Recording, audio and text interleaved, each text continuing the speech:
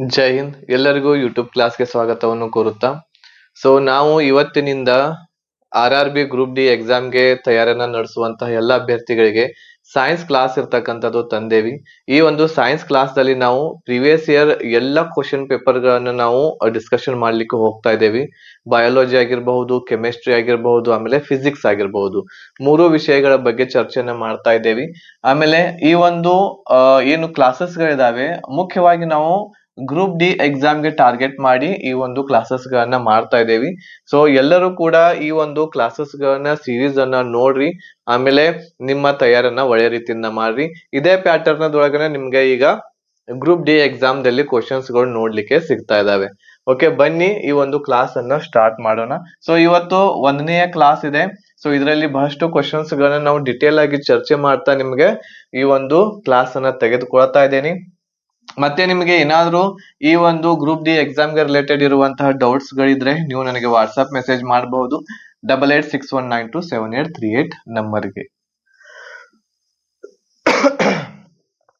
Class start ಮಾಡೋದಕ್ಕಿಂತ ಮುಂಚೆ ನೀವು ಎಕ್ಸಾಮ್ ಗೆ ತಯಾರನ್ನು ನಡೆಸುವಂತಹ ಅಭ್ಯರ್ಥಿಗಳಿಗೆ ಗ್ರೂಪ್ ಡಿ ಯ ಒಂದು ಕಂಪ್ಲೀಟ್ ಪ್ಯಾಕೇಜ್ ನಮ್ಮಲ್ಲಿ ಕನ್ನಡ ಭಾಷೆಯಲ್ಲಿ ಅವೈಲೇಬಲ್ ಐತಿ. ಈ ಒಂದು ಪ್ಯಾಕೇಜ್ ದಲ್ಲಿ ನಿಮ್ಗ GK ಯ ಎಲ್ಲ ಸಬ್ಜೆಕ್ಟ್ ಅದ ರೆಕಾರ್ಡೆಡ್ ಕ್ಲಾಸಸ್, ಮ್ಯಾಥ್ಸ್, ರೀಸನಿಂಗ್, ಆಮೇಲೆ ಸೈನ್ಸ್ ದಲ್ಲಿ ಬಯಾಲಜಿ, ಕೆಮಿಸ್ಟ್ರಿ, ಫಿಸಿಕ್ಸ್ ಮೂರು ವಿಷಯ ಈ ಎಲ್ಲಾ ಸಬ್ಜೆಕ್ಟ್ ಗಳ ರೆಕಾರ್ಡೆಡ್ ಕ್ಲಾಸಸ್ ಗಳು ಸಿಗ್ತಾ ಇದಾವು ಈ ಬ್ಯಾಚ್ ದಲ್ಲಿ.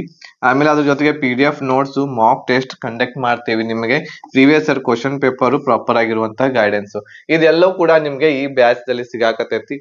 ಆಫರ್ ಫೀಸ್ ದಲ್ಲಿ ನಾವು ನಿಮ್ಗೆ ಓನ್ಲಿ 1500 rupees ದಲ್ಲಿ ಕೊಡಾಕತ್ತೇವಿ. ಬೇಗನೆ ಇರುವಂತದ್ದು ತೆಗೆದುಕೊಳ್ಳಬಹುದು. ಈ ಒಂದು ಪ್ಯಾಕೇಜ್ ಇರುವಂತದ್ದು ತೆಗೆದುಕೊಂಡ ಮೇಲೆ ನೀವು 40 days ಒಳಗಡೆನೆ ನೀವು ನಮ್ಮ ಕ್ಲಾಸಸ್ ಗಳನ್ನ ಕಂಪ್ಲೀಟ್ ಮಾಡಬಹುದು. ಡೈಲಿ 6 hour ಸ್ಟಡಿಯನ್ನ ಮಾಡಿ ಈ ಒಂದು ಪ್ಯಾಕೇಜ್ ದೊಂದಿಗೆ ನೀವು 40 ದಿನಗಳ ಒಳಗಡೆನೆ ಈ ಒಂದು ಸಿಲೆಬಸ್ ಅನ್ನು ಮುಗಿಸಬಹುದು ಒಳ್ಳೆ ರೀತಿಯಿಂದ. ಬೇಗನೆ ಇರುವಂತದ್ದು ಜಾಯಿನ್ ಆಗ್ರಿ.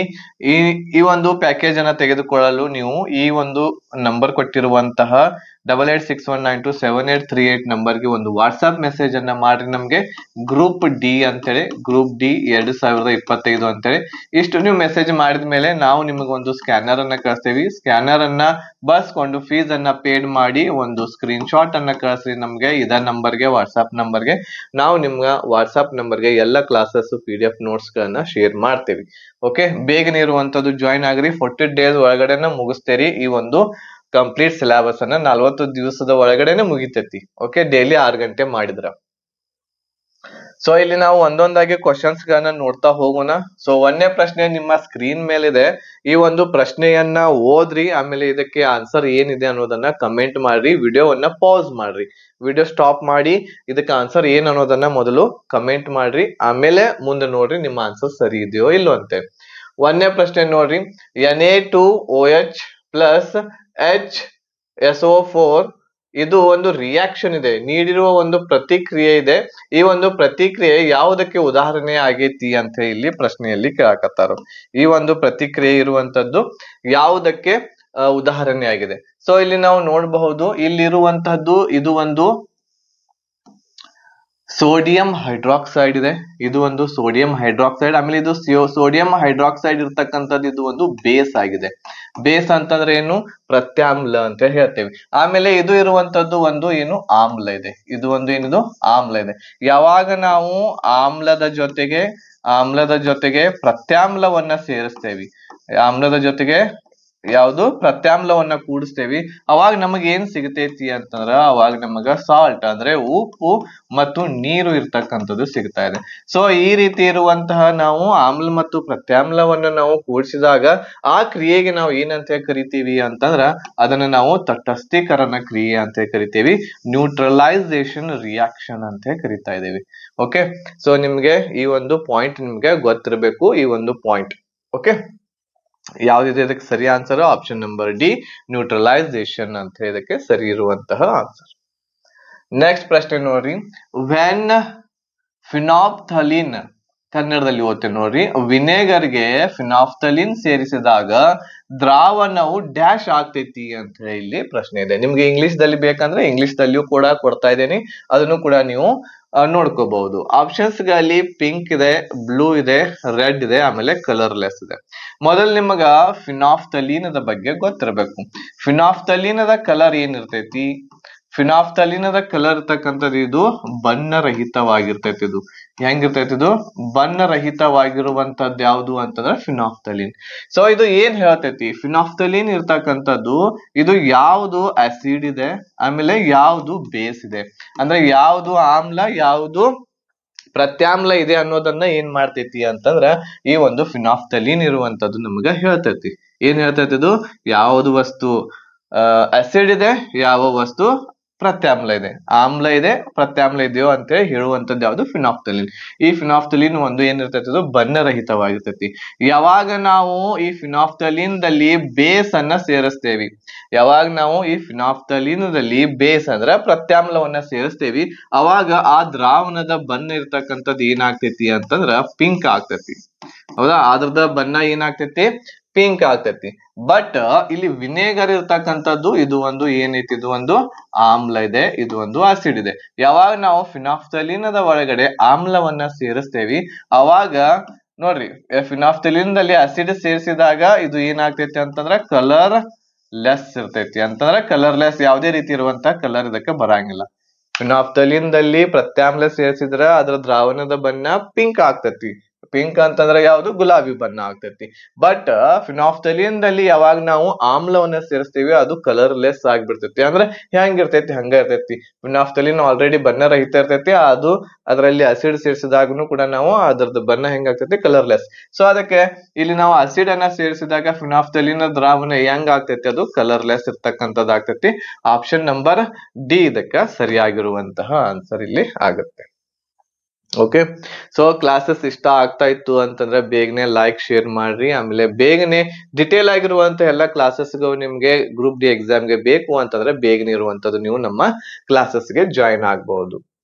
ನೆಕ್ಸ್ಟ್ ಪ್ರಶ್ನೆ ನೋಡ್ರಿ, ಅರೇಂಜ್ ದ ಫಾಲೋವಿಂಗ್ ಮೆಟಲ್ಸ್. ಈ ಕೆಳಗಿನ ಲೋಹಗಳನ್ನು ಪ್ರತಿಕ್ರಿಯಾತ್ಮಕತೆಯ ಇಳಿಕೆ ಕ್ರಮದಲ್ಲಿ ಜೋಡಿಸಬೇಕು ಅಂತ ಹೇಳ್ತಾ ಇದ್ದಾರೆ. ಸೊ ಯಾವ ಒಂದು ಮೆಟಲ್ ಇರುವಂತದ್ದು ಅತಿ ಹೆಚ್ಚಿನ ಏನ್ ಮಾಡ್ತೈತಿ? ಪ್ರತಿಕ್ರಿಯೆ ಮಾಡ್ತೈತಿ, ಅದನ್ನ ಮೊದಲು ಬರಿಬೇಕು ಅಂತ ಹೇಳ್ತಾ ಇದ್ದಾರೆ. ಆಮೇಲೆ ಅದಕ್ಕಿಂತ ಕಡಿಮೆ ಪ್ರತಿಕ್ರಿಯೆ ಮಾಡುವಂತಹ ಲೋಹವನ್ನ ನಂತರ ಬರೀರಿ ಅಂತ ಹೇಳ್ತಾ ಇದ್ದಾರೆ. ಇಲ್ಲಿ ನಾವು ಆಪ್ಷನ್ಸ್ ಗಳಲ್ಲಿ ನೋಡಿದಾಗ ಎಲ್ಲ ಇರ್ತಕ್ಕಂಥದ್ದು ಮೊದಲು ಪೊಟ್ಯಾಷಿಯಂ ಅನ್ನ ಬರ್ತಾರ. ಹೌದಾ? ಆಮೇಲೆ ಇರ್ತಕ್ಕಂಥದ್ದು Na ಇದೆ, ಆಮೇಲೆ ಜಿಂಕ್ ಇದೆ, ಆಮೇಲೆ ಇಲ್ಲಿ ಇರ್ತಕ್ಕಂಥದ್ದು ಚೇಂಜಸ್ ಇದೆ. ಇದನ್ನ ನೀವು ಹುಡುಕಬೇಕು, ಇದು ಯಾವ್ದು ಬರ್ತೈತಿ ಅಂತೇಳಿ. ಸೊ ಇದನ್ನ ತಿಳ್ಕೊಳ್ಲಿಕ್ಕೆ ಇಲ್ಲಿ NCERT ಬುಕ್ ದಲ್ಲಿ ಏನ್ ಮಾಡ್ಯಾರ ಅಂತಂದ್ರ ಒಂದು ಟೋಟಲ್ ಆಗಿರುವಂತಹ ಎಲ್ಲ ಒಂದು ಪ್ರತಿಕ್ರಿಯೆ ಯಾವ ರೀತಿ ಅತಿ ಹೆಚ್ಚು ಪ್ರತಿಕ್ರಿಯೆ ಯಾವ್ದು ನೀಡ್ತೈತಿ ಮೆಟಲ್ ಅಂತ ಒಂದು ಸೀರಿಯಲ್ ವೈಸ್ ಇಲ್ಲಿ ಕೊಟ್ಟಾರೆ. ಇವುಗಳನ್ನ ನೀವು ಬಹಟ್ ಮಾಡ್ಬೇಕಾಗ್ತೈತಿ. ಅತಿ ಹೆಚ್ಚಿನ ಪ್ರತಿಕ್ರಿಯೆ ನೀಡುವಂತದ್ದು ಯಾವುದು? ಪೊಟ್ಯಾಷಿಯಂ ಇದೆ. ಅದಾದ್ಮೇಲೆ ಯಾವ್ದು ನೀಡ್ತೈತಿ? ಸೋಡಿಯಂ ಇದೆ. ನೆಕ್ಸ್ಟ್ ಕ್ಯಾಲ್ಸಿಯಂ, ಆಮೇಲೆ ಮ್ಯಾಗ್ನೀಷಿಯಂ, ಆಮೇಲೆ ಅಲ್ಯೂಮಿನಿಯಂ, ನೆಕ್ಸ್ಟ್ ಜಿಂಕ್, ಆಮೇಲೆ ಕಬ್ಬಿಣ, ಆಮೇಲೆ ಸೀಸ್, ಹೈಡ್ರೋಜನ್ ಇದೆ, ಆಮೇಲೆ ನೆಕ್ಸ್ಟ್ ಕಾಪರ್ ಇದೆ, ಮರ್ಕ್ಯೂರಿ ಪಾದರಸ ಇದೆ, ಬೆಳ್ಳಿ, ಆಮೇಲೆ ಚಿನ್ನ ಇದೆ. ಸೊ ಈ ರೀತಿ ಸೀರಿಯಲ್ ವೈಸ್ ಇರ್ತಕ್ಕಂಥದ್ದು ಇದಾವು. ಈ ಸೀರಿಯಲ್ ವೈಸ್ ನೀವು ನೆನಪಿಟ್ಕೋಬೇಕು. ಈಗ ಇಲ್ಲಿ ನಮ್ಗ ಇವು ಎರಡಂತೂ ಸಿಕ್ಕಿದಾವ. ಹೌದಾ? ಒಂದೇದ್ ಯಾವ್ದು? ಪೊಟ್ಯಾಷಿಯಂ ಇರ್ತಕ್ಕಂಥದ್ದಿತ್ತು ಇಲ್ಲಿ. ನೆಕ್ಸ್ಟ್ ಯಾವ್ದಿದೆ ಇಲ್ಲಿ ಪ್ರಶ್ನೆಯಲ್ಲಿ? ಪೊಟ್ಯಾಷಿಯಂ ಆದ್ಮೇಲೆ ಯಾವ್ದಿದೆ? ಸೋಡಿಯಂ ಇದೆ. ಹೌದಾ? ಇಲ್ಲಿ ಸೋಡಿಯಂ ಇದೆ. ಇದಾದ್ಮೇಲೆ ಯಾವ್ದಿದೆ? ಜಿಂಕ್. ಓಕೆ, ಸಾರಿ, ಜಿಂಕ್ ಮೂರನೇದಿದೆ, ಜಿಂಕ್ ನ ಬರ್ತೈತಿ ನೋಡ್ರಿ. ಇಲ್ಲಿ ಇದು ಒಂದನೇದಾಯ್ತು, ಇದು ಎರಡನೇದಾಯ್ತು. ನೆಕ್ಸ್ಟ್ ಇಲ್ಲಿ ಜಿಂಕ್ ಇದೆ ನೋಡ್ರಿ, ಈ ಲೈನ್ ದಲ್ಲಿ ಜಿಂಕ್ ಬರ್ತಾ ಇದೆ. ಜಿಂಕ್ ಆದ್ಮೇಲೆ ಯಾವ್ದು ಬರ್ತೈತಿ ನೋಡ್ರಿ? ಜಿಂಕ್ ಆದ್ಮೇಲೆ ಇಲ್ಲಿ ಕಾಪರ್ ಇದೆ, ಆಮೇಲೆ ನೆಕ್ಸ್ಟ್ ಪಾದರಸ ಇದೆ. ಓಕೆ, ಸೊ ಈ ರೀತಿ ಇದಾವು. ಇದ್ರಲ್ಲಿ ಯಾವ್ದು ಬರ್ತೈತಿ ನೋಡೋಣ ನಾವು. ಇದ್ರಲ್ಲಿ ಯಾವ್ದು ಬರ್ತೈತಿ? ನೆಕ್ಸ್ಟ್ ಕಾಪರ್ ಅನ್ನ ಬರ್ತೈತಿ ಇಲ್ಲಿ. ಹೌದಾ? ನೆಕ್ಸ್ಟ್ ಯಾವ್ದು ಬರ್ತೈತಿ? ಕಾಪರ್ ಬರ್ತಾ ಇದೆ. ಸೊ ಇಲ್ಲಿ ನಾವು ನೋಡಿದಾಗ ಕಾಪರ್ ಬರ್ತಾ ಇದೆ. ಆಮೇಲೆ ಇದು Hg ಅಂತಂದ್ರೆ ಏನ್ ಹೇಳ್ರಿ? Ag ಅಂತಂದ್ರೆ ಏನು? ಸಿಲ್ವರ್ ಇದೆ. ಸಿಲ್ವರ್ ಆಮೇಲೆ ಬರ್ತೈತಿ. ಸೊ ಹಾಗಾಗಿ ಇಲ್ಲಿ ಮೊದಲು ಕಾಪರ್ ಅನ್ನ ತಗೋಬೇಕು ನಾವು. ಇದಾದ್ಮೇಲೆ ನೆಕ್ಸ್ಟ್ ಬರುವಂತದ್ದು ಯಾವ್ದಿದೆ ಇಲ್ಲಿ? ಯಾವ್ದಿದು? Hg. ನೆಕ್ಸ್ಟ್ ಪಾದರಸ ಬರ್ತಾ ಇದೆ. ಪಾದರಸನ ಇದೆ ನೋಡ್ರಿ ಇಲ್ಲಿ ಆಪ್ಷನ್ ದಲ್ಲಿ ಇಲ್ಲಿ ಪಾದರಸ ಇದೆ. ಸೊ ಇಲ್ಲಿಯೂ ಕೂಡ ನೆಕ್ಸ್ಟ್ ಬರುವಂತದ್ದು ಪಾದರಸನ ಇದೆ. ಇದಾದ್ಮೇಲೆ ನೋಡಿ ಕ್ರಮಾನುಗತವಾಗಿ ಇದಾವು ಇಲ್ಲೂ ನೋಡ್ಕೊಂತ ಹೋಗ್ಬೇಕಷ್ಟೇ. ನೆಕ್ಸ್ಟ್ ಎಜಿ ಇದೆ ಇಲ್ಲಿ. ಎಜಿ ಅಂತಂದ್ರೆ ಯಾವುದು? ಸಿಲ್ವರ್ ಅಂತ ಹೇಳ್ತೇವಿ ಎಜಿ. ಇದಾದ್ಮೇಲೆನ ಏನೈತಿ ಯಾವುದು HG ಆದ್ಮೇಲೆನ ಏನೈತಿ ಎಜಿ ಸಿಲ್ವರ್ ಇರ್ತಕ್ಕಂಥದ್ದು ಐತಿ. ಸೊ ಇವು ಏನು ಅಂತಂದ್ರ ಕ್ರಮಾನುಗತವಾಗಿ ನಾವಿಲ್ಲಿ ಜೋಡ್ಸೇವಿ ನೋಡ್ರಿ. ಮೊದಲು ಏನೈತಿ? ಪೊಟ್ಯಾಷಿಯಂ ಐತಿ, ನೆಕ್ಸ್ಟ್ ಸೋಡಿಯಂ ಐತಿ, ನೆಕ್ಸ್ಟ್ ಜಿಂಕ್ ಐತಿ, ನೆಕ್ಸ್ಟ್ ಕಾಪರ್ ಐತಿ, ಹೌದಾ? ನೆಕ್ಸ್ಟ್ ಪಾದರಸ ಐತಿ, ಆಮೇಲೆ ಸಿಲ್ವರ್ ಇದೆ ನೋಡ್ರಿ. ಇವು ಕಾಲಾನುಕ್ರಮದೊಳಗನೆ ಇದಾವಲ್ಲ. ಸೊ ಇದು ಆದ್ದರಿಂದ ಈ ಒಂದು ಪ್ರಶ್ನೆಗೆ ಸರಿ ಆನ್ಸರ್ ಯಾವ್ದು ಬರ್ತೈತಿ? ಆಪ್ಷನ್ ನಂಬರ್ ಎ ಬರ್ತಾ ಇದೆ ಇದಕ್ಕೆ ಸರಿ ಆನ್ಸರ್. ಆಪ್ಷನ್ ನಂಬರ್ ಎ ಇರುವಂತದ್ದು ಇದಕ್ಕೆ ಸರಿ ಆನ್ಸರ್ ಇಲ್ಲಿ ಆಗುತ್ತೆ. ನೆಕ್ಸ್ಟ್ ಪ್ರಶ್ನೆ ನೋಡ್ರಿ, ಇದನ್ನ ಸ್ಕ್ರೀನ್ ಶಾಟ್ ತೆಗೆದುಕೊಳ್ರಿ. ಎಲ್ಲವುಗಳನ್ನ ಸರಿಯಾಗಿ ಬಾಯ್ಹಾಟಿರ್ತಕ್ಕಂಥದ್ದು ಮಾಡಿ ಇಟ್ಕೊಳ್ರಿ. ನೆಕ್ಸ್ಟ್ ಪ್ರಶ್ನೆ ನೋಡ್ರಿ, ಬೋರಾಕ್ಸ್ ತಯಾರಿಕೆಯಲ್ಲಿ ಈ ಕೆಳಗಿನ ಯಾವ ಸಂಯುಕ್ತವನ್ನ ಬಳಸ್ತಾರು ಅಂತ ಇಲ್ಲಿ ಪ್ರಶ್ನೆ ಕೇಳ್ಯಾರ. ಬೋರಾಕ್ಸ್ ಅನ್ನ ತಯಾರು ಮಾಡಕ್ ಏನ್ ಬಳಸ್ತಾರ? ಒಂದನೇ ಆಪ್ಷನ್ ದಲ್ಲಿ ವಾಷಿಂಗ್ ಸೋಡಾ ಐತಿ, ಎರಡನೇದಲ್ಲಿ ಬ್ಲೀಚಿಂಗ್ ಪೌಡರ್, ನೆಕ್ಸ್ಟ್ ಉಪ್ಪು ಮತ್ತು ನೀರು, ಸಾಲ್ಟ್ ವಾಟರ್, ಉಪ್ಪು ನೀರು, ಆಮೇಲೆ ನೆಕ್ಸ್ಟ್ ಕ್ಲೋರಿನ್ ನೀರು ಅಂತ ಹೇಳಿ ಇದೆ. ಏನೇ ಆನ್ಸರ್ ಆಗುತ್ತೆ ಇದಕ್ಕೆ? ಬೇಗನೆ ಇರುವಂತದ್ದು ಕಮೆಂಟ್ ಮಾಡ್ರಿ. ಆಮೇಲೆ ಆದಷ್ಟು ಬೇಗನೆ ಎಲ್ಲರೂ ಕೂಡ ಈ ವಿಡಿಯೋವನ್ನ ಲೈಕ್ ಮಾಡ್ರಿ ಮತ್ತು ಎಲ್ಲರಿಗೂ ಕೂಡ ಶೇರ್ ಮಾಡ್ರಿ. ನೋಡ್ರಿ, ಬೋರಾಕ್ಸ್ ಇರ್ತಕ್ಕಂಥದ್ದು, ಈ ಬೋರಾಕ್ಸ್ ಏನಿದೆಯಲ್ಲ, ಈ ಬೋರಾಕ್ಸ್ ತಯಾರಿಕೆಯಲ್ಲಿ ಏನ್ ಬಳಸ್ತಾರ ಅಂತಂದ್ರ option number A washing soda ಇರ್ತಕ್ಕಂಥದ್ದು ಬಳಸ್ತಾರೆ. ವಾಷಿಂಗ್ ಸೋಡಾ ಇರ್ತಕ್ಕಂಥದ್ದು ಈ ಒಂದು ಬೋರಾಕ್ಸ್ ತಯಾರಿಕೆಯಲ್ಲಿ ಬಳಸ್ತಾರೆ. ಸೊ ಈ ಆಮೇಲೆ ವಾಷಿಂಗ್ ಸೋಡಾ ಇರ್ತಕ್ಕಂಥದ್ದು ಮತ್ತೆ ಎಲ್ಲೆಲ್ಲಿ ಬಳಸ್ತಾರೆ? ಬೋರಾಕ್ಸ್ ತಯಾರಿಕೆ ಒಂದಾಯ್ತಾ?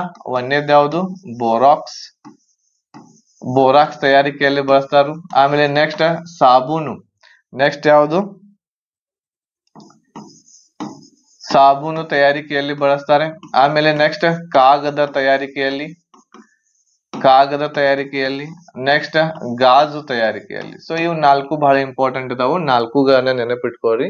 ಬೋರಾಕ್ಸ್, ಆಮೇಲೆ ಸಾಬೂನು ತಯಾರಿಕೆಯಲ್ಲಿ, ಕಾಗದ ತಯಾರಿಕೆಯಲ್ಲಿ, ಗಾಜು ತಯಾರಿಕೆಯಲ್ಲಿ ಈ ಒಂದು ವಾಷಿಂಗ್ ಸೋಡಾ ಇರ್ತಕ್ಕಂಥದ್ದು ಏನ್ ಮಾಡ್ತಾರೆ?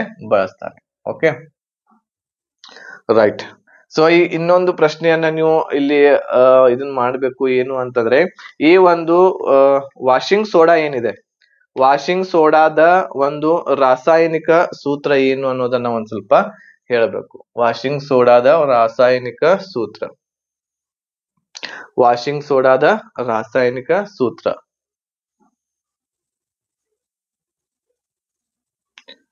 ವಾಷಿಂಗ್ ಸೋಡಾದ ರಾಸಾಯನಿಕ ಸೂತ್ರ ಇರುವಂತದ್ದು ಬಹಳಷ್ಟು ಜನ ತಪ್ಪು ಮಾಡ್ತಾರೆ. ಬಟ್ ಒಂದ್ಸಲ ಪುಸ್ತಕವನ್ನ ಏನ್ ಮಾಡ್ರಿ, ತೆಗಿರಿ, ನೋಡ್ರಿ, ಆಮೇಲೆ ಕಮೆಂಟ್ ಇರ್ತಕ್ಕಂಥದ್ದು ಮಾಡ್ರಿ. ಎಲ್ಲಾನು ಕೂಡ ನಾನೇ ಹೇಳಿದ್ರೆ ನೀವೇನ್ ಹುಡುಕಾಡ್ತೀರಿ, ಹೌದಾ? ಸೊ NCERT ಬುಕ್ ದಲ್ಲಿ ಯಾವ್ದಿದೆ ಅದೇ ಇರ್ತಕ್ಕಂಥದ್ದು ಯಾವ್ದು? ವಾಷಿಂಗ್ ಸೋಡಾದ ಒಂದು ರಾಸಾಯನಿಕ ಸೂತ್ರ ಇರ್ತಕ್ಕಂಥದ್ದು ನೆನಪಿಟ್ಕೋಬೇಕು. ಓಕೆ, ಕಮೆಂಟ್ ಮಾಡ್ರಿ, ನೋಡೋಣ ಎಷ್ಟು ಜನ ಕಮೆಂಟ್ ಮಾಡ್ತೀರಿ, ಎಷ್ಟು ಜನ ಸ್ಟಡಿ ಮಾಡಾಕತ್ತೀರ ಅನ್ನೋದು ಗೊತ್ತಾಗ್ತೈತಿ. ಸೊ ಇದಕ್ಕೆ ಸರಿ ಆನ್ಸರ್ ಇಲ್ಲಿ ಈಗಾಗಲೇ ಹೇಳಿದೀನಿ ನಾನು ನಿಮ್ಗೆ, ವಾಷಿಂಗ್ ಸೋಡಾ. 5ನೇ ಪ್ರಶ್ನೆ ಇದೆ. 5ನೇ ಪ್ರಶ್ನೆಗೆ ನೋಡ್ರಿ ಏನಿದೆ? ಹೊಂದಿಸಿ ಬರೆಯಿರಿ ಇದೆ.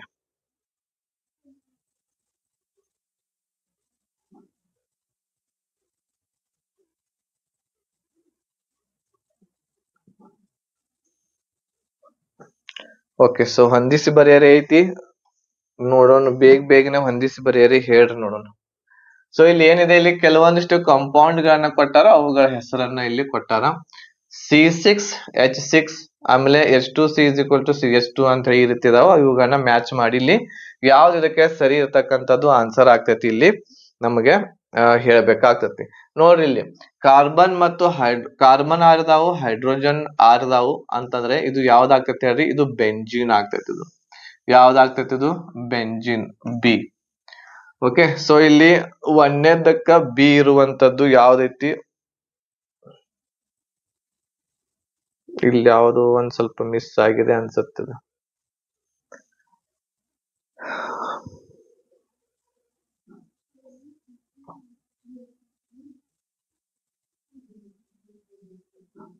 ಎರಡನೇದು ಬಿ, ಮೂರನೇದು ಸಿ, ನಾಲ್ಕನೇದು ಒಂದ್ ಸೆಕೆಂಡ್, ಇಲ್ಲಿ ಏನೋ ಬಹುಶಃ ಟೈಪಿಂಗ್ ಮಿಸ್ಟೇಕ್ ಆಗಿದೆ.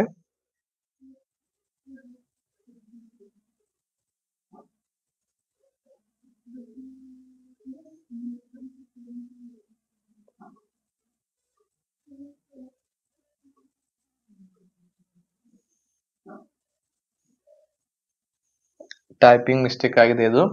ಸೊ ಒಂದೇದ್ದು ಆಕ್ಚುಲಿ ಇದು ಇಲ್ಲಿ ಬಿ ಬರ್ಬೇಕು, ಆಮೇಲೆ ಇದು ಇಲ್ಲಿ ಡಿ ಬರ್ಬೇಕಾಗುತ್ತೆ.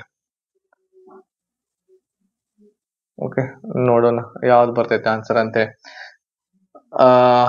ಯಾವ್ದು ಬಂತಿದ್ದು C6H6 ಇತ್ತು ಅಂತಂದ್ರೆ ಅದನ್ನ ನಾವು ಬೆಂಜಿನ್ ಅಂತ ಕರಿತೇವೆ. ಇದಕ್ಕೆ ಆಪ್ಷನ್ ಬಿ ಇರ್ತಕ್ಕಂಥದ್ದು ಜೋಡಿಸ್ಬೇಕಾಗುತ್ತೆ. ಇದು ಒಂದೇದಾಯ್ತು. ಎರಡನೇದು ಇರ್ತಕ್ಕಂಥದ್ದು H2C ಆಮೇಲೆ CH2 ಅಂತಂದ್ರೆ ಇಲ್ಲಿ ಕಾರ್ಬನ್ ಇರ್ತಕ್ಕಂಥದ್ದು ಎಷ್ಟಿದಾವೆ? 2 ಇದಾವು. ಆಮೇಲೆ ಹೈಡ್ರೋಜನ್ ಇರ್ತಕ್ಕಂಥದ್ದು 4 ಇದಾವೆ. ಯಾವಾಗ ಕಾರ್ಬನ್ 2 ಇರ್ತಾವೋ ಆ ಕಾರ್ಬನ್ ಅದ 2 ಪಟ್ಟು ಹೈಡ್ರೋಜನ್ ಇತ್ತು ಅಂತಂದ್ರೆ ಅದಕ್ಕೆ ಏನಂತ ಕರಿತೀವಿ ನಾವು? ಎಥಲೀನ್ ಅಂತ ಕರಿತೀವಿ. ಏನಂತ ಕರಿತೀವಿ? ಎಥಲೀನ್ ಅಂತ ಕರಿತೀವಿ. ಆಪ್ಷನ್ ಏನ್ ಯಾವ್ದು ಬರ್ತಾ ಇದೆ ಇಲ್ಲಿ? ಎಥಲೀನ್ ಇರ್ತಕ್ಕಂಥದ್ದು ಇದಕ್ಕೆ ಕರಿತೇವೆ.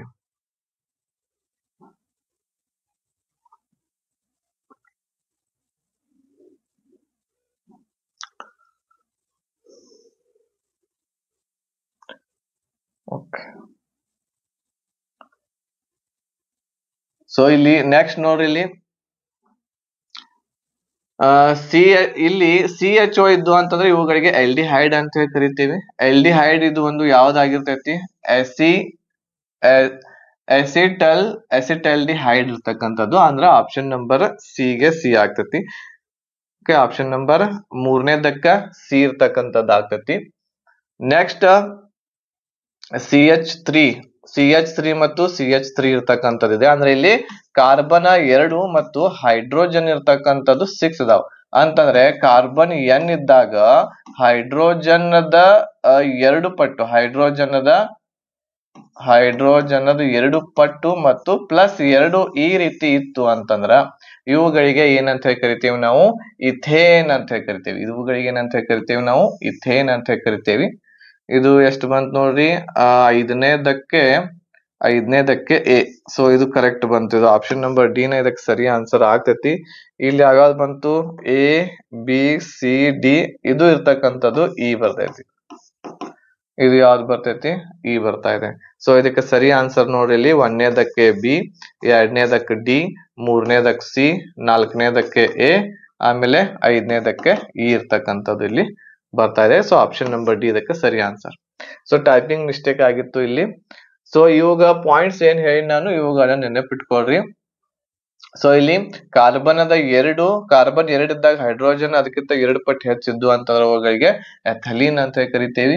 ಅದೇ ರೀತಿ ಇಲ್ಲಿ 5ನೇದಿದೆ ನೋಡಿ, ಕಾರ್ಬನ್ 2 ಮತ್ತು ಹೈಡ್ರೋಜನ್ ಇರ್ತಕ್ಕಂಥದ್ದು ಅದರ 2 ಪಟ್ಟು +2 ಇತ್ತು ಅಂತಂದ್ರೆ ಅದಕ್ಕೆ ಇಥೇನ್ ಇರ್ತಕ್ಕಂಥದ್ದು ನಾವು ಕರಿತಾ ಇದ್ದೇವೆ. ಇವು 2 ಪಾಯಿಂಟ್ ಗಳನ್ನ ನೆನಪಿಟ್ಕೊಂಡ್ರಿ ಅಂತಂದ್ರೆ ನೀವು ಹಾಕ್ಬೋದಾಗಿತ್ತು ಕರೆಕ್ಟ್ ಆಗಿ ಇಲ್ಲಿ ಆನ್ಸರ್, ಬಟ್ ಟೈಪಿಂಗ್ ಮಿಸ್ಟೇಕ್ ಆಗಿದೆ. ಸೊ ಇದಕ್ಕೆ ಸರಿ ಆನ್ಸರ್ ಆಪ್ಷನ್ ನಂಬರ್ ಡಿ ನ ಇದೆ. ಇಲ್ಲಿ ನೋಡಿ, ಇಲ್ಲಿ ಆಪ್ಷನ್ ನಂಬರ್ ಡಿ ಇದೆ, ಬಟ್ ಟೈಪಿಂಗ್ ಮಿಸ್ಟೇಕ್ ಇಲ್ಲಿ ಆಗಿದೆ. ಸರಿ ಮಾಡ್ಕೊಡ್ರಿ. ನೆಕ್ಸ್ಟ್ ಪ್ರಶ್ನೆ ನೋಡಿ. In plants resins and gums are stored especially in ಅಂತ ಇದೆ. ಸಸ್ಯಗಳಲ್ಲಿ ರಾಳಗಳು ಆಮೇಲೆ ಗೋಂದು ಅಂತಂದ್ರೆ ಏನ್ ಹೇಳ್ರಿ? ಅಂಟು ಅಂತ ಕರಿತೇವೆ. ವಿಶೇಷವಾಗಿ ಎಲ್ಲಿ ಸಂಗ್ರಹ ಆಗ್ತಾವು ಅಂತ ಇಲ್ಲಿ ಪ್ರಶ್ನೆ ಇದೆ. 1ನೇ ಆಪ್ಷನ್ ಏನಿದೆ? Old phloem, next old cortex, old pith, next old xylem ಅಂತ ಇದೆ. ಇದಕ್ಕೆ ಆನ್ಸರ್ ಏನ್ ಹೇಳ್ರಿ ನೋಡೋಣ. ಎಲ್ಲಿ ಸ್ಟೋರ್ ಮಾಡ್ತಾವೆ ಅವು ನೋಡ್ರಿ. ನಾವು ಯಾವಾಗ ಮಾನವ ಇರ್ತಕ್ಕಂಥವನು ಏನ್ ಮಾಡ್ತಾನೆ? ತನ್ನ ಶರೀರದ ಒಳಗಿರುವಂತಹ ವೇಸ್ಟ್ ಗಳನ್ನ ಹೊರಗೆ ಹಾಕ್ತಾನೆ. ಯಾವ ರೂಪದೊಳಗೆ ಹೊರಗೆ ಹಾಕ್ತಾನೆ? ಉದಾಹರಣೆಗೆ ಬೆವರು, ಉಪ್ಪು ಆಗಿರಬಹುದು, ಆಮೇಲೆ ಅದ್ರ ಜೊತೆಗೆ ಯೂರಿನ್ ಮೂಲಕ, ಆಮೇಲೆ ಮಲದ ಮೂಲಕ ನಮ್ಮ ಶರೀರದಲ್ಲಿ ಇರುವಂತಹ ಎಲ್ಲವುಗಳನ್ನ ಮಾನವ ಹೊರಗೆ ಹಾಕ್ತಾನೆ. ಅದೇ ರೀತಿ ಸಸ್ಯಗಳಿರ್ತಕ್ಕಂಥದ್ದು ರಾಳಗಳು ಆಗಿರಬಹುದು, ಅಂಟಾಗಿರಬಹುದು, ಇವು ಆ ಸಸ್ಯಗಳಲ್ಲಿರುವಂತಹ ವೇಸ್ಟ್ ಪದಾರ್ಥಗಳು, ಅವುಗಳನ್ನ ಹೊರಗೆ ಹಾಕ್ತೈತೆ ಅದು. ಸೊ ಕೆಲವೊಂದಿಷ್ಟು ಸಮಯದಲ್ಲಿ ಪ್ಲಾಂಟ್ ಏನ್ ಮಾಡ್ತೈತಿ ಅಂತಂದ್ರ ತನ್ನ ಎಲೆಗಳಲ್ಲಿ ಏನ್ ಮಾಡ್ತೈತಿ? ವೇಸ್ಟ್ ಆಗಿರುವ ಅಂತಹದ್ದನ್ನ ಏನ್ ಮಾಡ್ತೈತಿ? ಸ್ಟೋರ್ ಮಾಡ್ತೈತಿ. ಕೆಲವೊಂದಿಷ್ಟು ಟೈಮ್ದಲ್ಲಿ ಎಲೆಗಳಲ್ಲಿ ಸ್ಟೋರ್ ಮಾಡ್ತೈತಿ. ಆಮೇಲೆ ಕೆಲವೊಂದಿಷ್ಟು ದಿನಗಳಾದ್ಮೇಲೆ ಆ ಎಲೆಗಳು ಇರ್ತಕ್ಕಂಥದ್ದು ಉದುರಿ ಹೋಗ್ತಾವ. ಆ ಸಸ್ಯದಲ್ಲಿ ಇರುವಂತಹ ವೇಸ್ಟ್ ಇರ್ತಕ್ಕಂಥದ್ದು ಹೊರಗೆ ಹೋಗ್ಬಿಡ್ತೈತಿ ಆ ಗಿಡದಿಂದ. ಆಮೇಲೆ ಕೆಲವೊಂದಿಷ್ಟು ಟೈಮ್ದಲ್ಲಿ ಏನ್ ಮಾಡ್ತೈತಿ ಅಂತಂದ್ರ ಈ ಹಳೆ ದಲ್ಲಿ ಇದೇನ್ ಜೈಲಮ್ ಐತಿ, ಈ ದಲ್ಲಿ ಏನ್ ಮಾಡ್ತೈತಿ ಸ್ಟೋರ್ ಮಾಡ್ತೈತಿ. ಎಲ್ಲಿ ಸ್ಟೋರ್ ಮಾಡ್ತೈತಿ ಇದು ಜೈಲಮ್. ಎಲ್ಲಿ ಯಾವ್ಯಾವ್ದು ರಾಳುಗಳು ಮತ್ತು ಗೋಂದ್ ಅಂಟು ಏನಿದೆಲ್ಲ ಅದು ಎಲ್ಲಿ ಸ್ಟೋರ್ ಮಾಡ್ತೈತಿ, ಓಲ್ಡ್ ದಲ್ಲಿ ಏನ್ ಮಾಡ್ತೈತಿ ಅದು ಸ್ಟೋರ್ ಮಾಡ್ತೈತಿ. ಇದು ನೋಡ್ರಿ, ಇದೇನು ಓಲ್ಡ್ ಜೈಲಮ್ ಏನಿರ್ತೈತಿ ಇದು ಒಂದು ಏನು ಅಂತಂದ್ರ ಡೆಡ್ ಸೆಲ್ಸ್ ಗಳಾಗಿರ್ತಾವೆ. ಇವು ಡೆಡ್ ಸೆಲ್ಸ್ ಗಳಾಗಿರ್ತವೆ ಅಂದ್ರೆ ಸತ್ತಿರುವಂತಹ ಕೋಶಗಳಾಗಿರ್ತವೆ. ಆಮೇಲೆ ಈ ಕೋಶಗಳು ಇರ್ತಕ್ಕಂಥದ್ದು ಈಗ ನೀವು ಇದನ್ನ ನೋಡಿರ್ಬಹುದು, ಏನು ಅಂತಂದ್ರೆ ಜೈಲಮದ ಮುಖ್ಯ ಕೆಲಸ ಹೇಳ್ರಿ ನೋಡೋಣ. ಏನು ಜೈಲಮದ ಮುಖ್ಯ ಕೆಲಸ ಏನು ಅಂತಂದ್ರ ಆ ಒಂದು ಗಿಡಕ್ಕೆ ಆಹಾರವನ್ನ ಏನ್ ಮಾಡ್ತೈತಿ ಅದು ಟ್ರಾನ್ಸ್ಪೋರ್ಟ್ ಮಾಡುವಂತಹ ಕೆಲಸ ಮಾಡ್ತೈತಿ. ಯಾವುದು ಜೈಲಮ್. ಬಟ್ ಓಲ್ಡ್ ಆಗಿರುವಂತಹ ಡೆಡ್ ಆಗಿರುವಂತಹ ಒಂದು ಜೈಲಮ್ ಏನ್ ಮಾಡ್ತೈತಿ ಅಂತಂದ್ರ ಆ ಒಂದು ಆಹಾರ ಪದಾರ್ಥವನ್ನ ಟ್ರಾನ್ಸ್ಪೋರ್ಟ್ ಮಾಡದೆ ಆ ಗಿಡ ಏನ್ ಮಾಡ್ತೈತಿ ಅಂದ್ರ ಒಂದು ಕೆಲಸ ಕೊಡ್ತೈತಿ. ಏನು ಅಂತಂದ್ರ ವೇಸ್ಟ್ ಆಗಿರುವಂತಹ ರಾಳುಗಳು ಮತ್ತು ಗೋಂದನ್ನ ಏನ್ ಮಾಡು ಇಟ್ಕೋನಿ ಅಂತೇಳಿ. ಸೊ ಅವಾಗ ಓಲ್ಡ್ ದಲ್ಲಿ ಏನಾಗ್ತೈತಿ ಈ ಒಂದು ಅಂಟಾಗಿರ್ಬಹುದು ರಾಳುಗಳು ಇರ್ತಕ್ಕಂಥದ್ದು ಸ್ಟೋರ್ ಆಗ್ತವೆ. ಓಕೆ. ಆಮೇಲೆ ಹೊಸದಾಗಿರುವಂತಹ ನ್ಯೂ ಜೈಲಮ್ ಏನ್ ಮಾಡ್ತೈತಿ ಅದು ಒಂದು ಗಿಡಕ್ಕೆ ಬೇಕಾಗಿರುವಂತಹ ಆಹಾರ ಇರ್ತಕ್ಕಂಥದ್ದು ಟ್ರಾನ್ಸ್ಪೋರ್ಟ್ ಮಾಡುವಂತಹ ಕೆಲಸ ಮಾಡ್ತೈತಿ. ಆಮೇಲೆ ಫ್ಲೋಯಮದ ಕೆಲಸ ಏನ್ ಅನ್ನೋದನ್ನ ನನಗೆ ಕಮೆಂಟ್ ಮಾಡಿ ನೋಡೋಣ. ಫ್ಲೋಯಮ್ ಏನ್ ಮಾಡ್ತೈತಿ ಅಂತೇಳಿ. ಆಪ್ಷನ್ ನಂಬರ್ ಡಿ ಇದಕ್ಕೆ ಸರಿ ಆನ್ಸರ್. ನೆಕ್ಸ್ಟ್ ನೋಡ್ರಿ, ಮಾನವ ದೇಹದಲ್ಲಿ ಆಮ್ಲಜನಕ ರಹಿತ ಉಸಿರಾಟ ಎಲ್ಲಿ ಸಂಭವಿಸಬಹುದು ಅಂತ ಹೇಳಿ ಇದೆ. ಆಮ್ಲಜನಕ ರಹಿತ ಇರುವಂತಹ ಉಸಿರಾಟ ಎಲ್ಲಿ ಆಗ್ತೈತಿ ನೋಡ್ರಿ.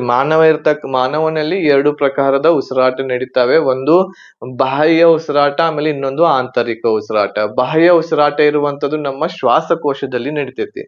ಬಾಹ್ಯ ಉಸಿರಾಟ ಇರುವಂತದ್ದು ನಮ್ಮ ಶ್ವಾಸಕೋಶದಲ್ಲಿ ನಡೀತೈತಿ. ಆಂತರಿಕ ಉಸಿರಾಟ ಇರುವಂತದ್ದು ಎಲ್ಲಿ ನಡೀತೈತಿ ಅದು ಕೋಶಗಳಲ್ಲಿ ನಡೀತೈತಿ, ಸೆಲ್ಸ್ ಗಳಲ್ಲಿ ನಡೀತೈತಿ. ಆ ಸೆಲ್ಸ್ ಗಳಲ್ಲಿನ 2 ಪ್ರಕಾರದ ಅಲ್ಲಿ ಮತ್ತೆ 2 ಪ್ರಕಾರದ ಒಂದು ಉಸಿರಾಟ ಆಗ್ತೈತಿ. ಆಂತರಿಕ ಉಸಿರಾಟ ಒಂದೇನು ಅಂತಂದ್ರ ಆಮ್ಲಜನಕ ರಹಿತ ಆಗ್ತೈತಿ, ಆಮೇಲೆ ಇನ್ನೊಂದು ಆಮ್ಲಜನಕ ಸಹಿತ ಆಗ್ತೈತಿ. ಸೊ ಇದು ಒಂದು ಕೋಶ ಅಂತ ಹೇಳಿ ತಿಳ್ಕೊಳ್ರಿ. ಈ ಕೋಶದಲ್ಲಿ ನಾವ್ ಏನು ಸೇವನೆ ಮಾಡಿರ್ತೇವೆ ಆಹಾರ ಗ್ಲೂಕೋಸ್, ಆ ಗ್ಲೂಕೋಸ್ ಇರ್ತಕ್ಕಂಥದ್ದು ಪಚನ ಆಗ್ಲಿಕ್ಕೆ ಯಾವಾಗ ಗ್ಲೂಕೋಸ್ ಪಚನ ಆಗ್ತೈತಿ ಅವಾಗ್ಲೇ ನಮ್ಮ ಶರೀರಕ್ಕೆ ಏನಾಗ್ತೈತಿ ಹೇಳ್ರಿ ಶಕ್ತಿ ಸಿಗ್ತೈತಿ. ಸೊ ಅವಾಗ ಇಲ್ಲಿ ಏನಾಗ್ತೈತಿ ಅಂತಂದ್ರ ಈ ಒಂದು ಕೋಶದಲ್ಲಿರುವಂತಹ ಏನು ಇದಿರ್ತೈತಲ್ಲ ಸೈಟೋಪ್ಲಾಸ್ಮಾ, ಜೀವ ದ್ರವ್ಯ ಅಂತ ಹೇಳಿ ಕರಿತೇವೆ ನಾವು. ಇದನ್ನ ಏನಂತ ಹೇಳಿ ಕರಿತೇವಿ, ಜೀವ ದ್ರವ್ಯ ಅಂತ ಹೇಳಿ ಕನ್ನಡದಲ್ಲಿ ಕರಿತೇವಿ. ಈ ಜೀವ ದ್ರವ್ಯದಲ್ಲಿ ಏನಾಗ್ತೈತಿ ಅಂತಂದ್ರ ಯಾವ್ದು ನಡಿತೈತಿ, ಆಮ್ಲಜನಕ ರಹಿತವಾಗಿರುವಂತಹ ಉಸಿರಾಟ ನಡಿತೈತಿ. ಅಲ್ಲಿ ಜೀವ ದ್ರವ್ಯದಲ್ಲಿ ಏನಾಗ್ತೈತಿ, ಇಲ್ಲಿ ಗ್ಲೂಕೋಸ್ ವನ್ನ ಪಚನ ಮಾಡೋಕೋಸ್ಕರ ಜೀವ ದ್ರವ್ಯದೊಳಗ ಏನಾಗ್ತೈತಿ ಆಮ್ಲಜನಕ ರಹಿತವಾಗಿರುವಂತಹ ಒಂದು ಉಸಿರಾಟ ನಡಿತೈತಿ. ಇದಾದ ಮೇಲೆ ಇಲ್ಲಿರುವಂತಹ ಮೈಟೋಕಾಂಡ್ರಿಯಾ ಇರ್ತೈತಿ. ಈ ಮೈಟೋಕಾಂಡ್ರಿಯಾದಲ್ಲಿ ಆಮ್ಲಜನಕ ಸಹಿತವಾಗಿರುವಂತಹ ಯಾವುದು ಆಮ್ಲಜನಕ ಸಹಿತವಾಗಿರುವಂತಹ ಒಂದು ಉಸಿರಾಟ ಕ್ರಿಯೆ ನಡಿತೈತಿ ಈ ಒಂದು ಮೈಟೋಕಾಂಡ್ರಿಯಾದಲ್ಲಿ. ಸೊ ಇದು ಆಮ್ಲಜನಕ ರಹಿತ, ಇದು ಆಮ್ಲಜನಕ ಸಹಿತ.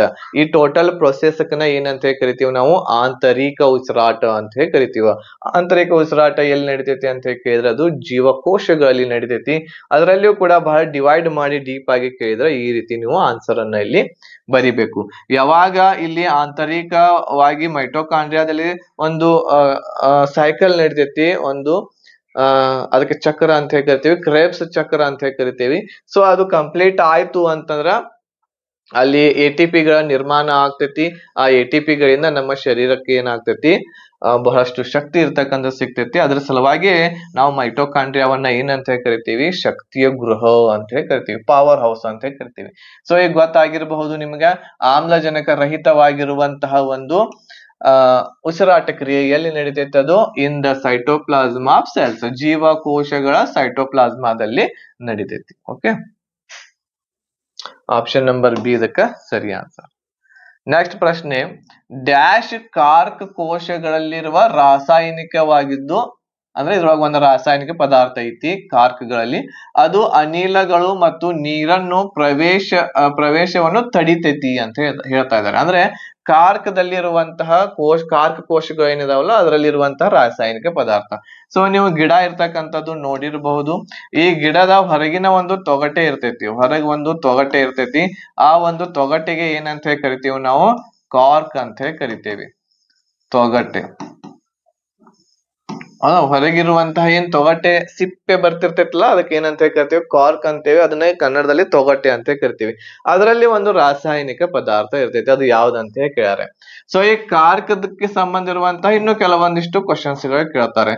ಸೊ ಈ ಕಾರ್ಕದಲ್ಲಿರುವಂತಹ ಸೆಲ್ಸ್ ಗಳು ಹೇಗಿರ್ತಾವು ಅಂತ ಹೇಳಿ ಕೇಳಿದ್ರ, ಆ ಸೆಲ್ಸ್ ಗಳು ಇರ್ತಕ್ಕಂಥದ್ದು ಡೆಡ್ ಸೆಲ್ಸ್ ಗಳು ಇರ್ತಾವೆ, ಸತ್ತಿರುವ ಕೋಶಗಳಾಗಿರ್ತವೆ. ಆಮೇಲೆ ಈ ಸೆಲ್ಸ್ ಗಳ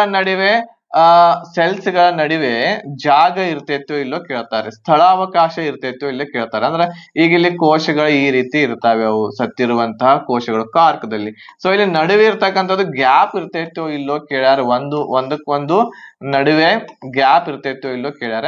ಸೊ ಇಲ್ಲಿ ಗ್ಯಾಪ್ ಇರ್ತಕ್ಕಂಥದ್ದು ಇರಂಗಿಲ್ಲ, ಗ್ಯಾಪ್ ಇರುವುದಿಲ್ಲ. ಸತ್ತಿರುವಂತಹ ಕೋಶಗಳಲ್ಲಿ ಗ್ಯಾಪ್ ಇರಂಗಿಲ್ಲ, ಇವು ಡೆಡ್ ಸೆಲ್ಸ್ ಗಳು ಆಗಿರ್ತವೆ.